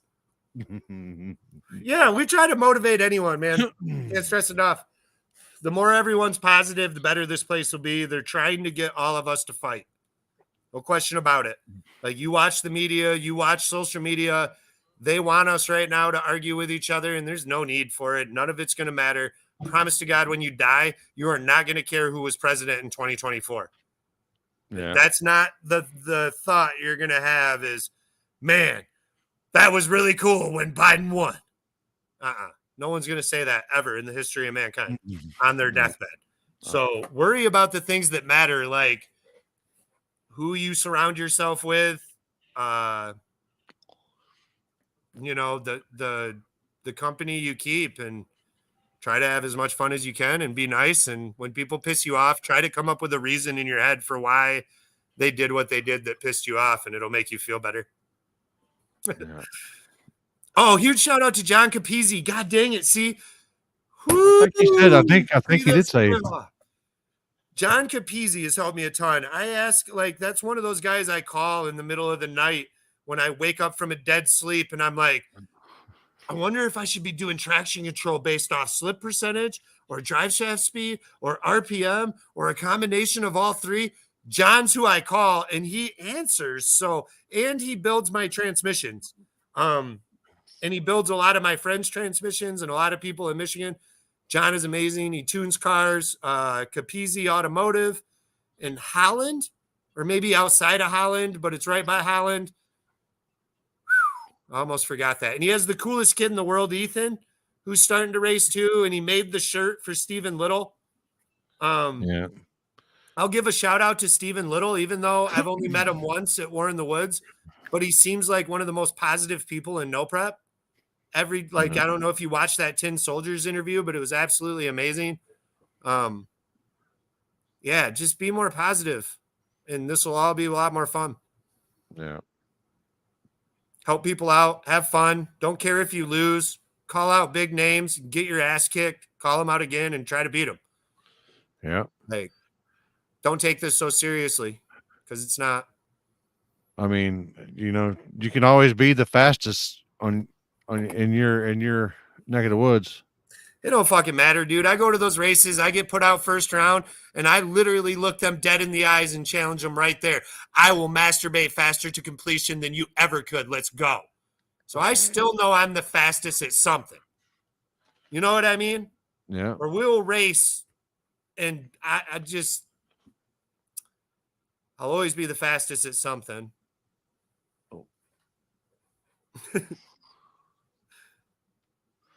See, the Silver Dragon is, for one, an amazing name, and for two, gets it, man. Dragon's here. He's a local guy here, man. He's legit. He's legit. Because I do feel like a little bit we've gotten a little too serious in some of the shit and gotten a little too far with it. And I'm not saying that we can't keep innovating and making things faster. I'm all about that. I ain't trying to slow anyone down, but see, he knows what's up. Yeah,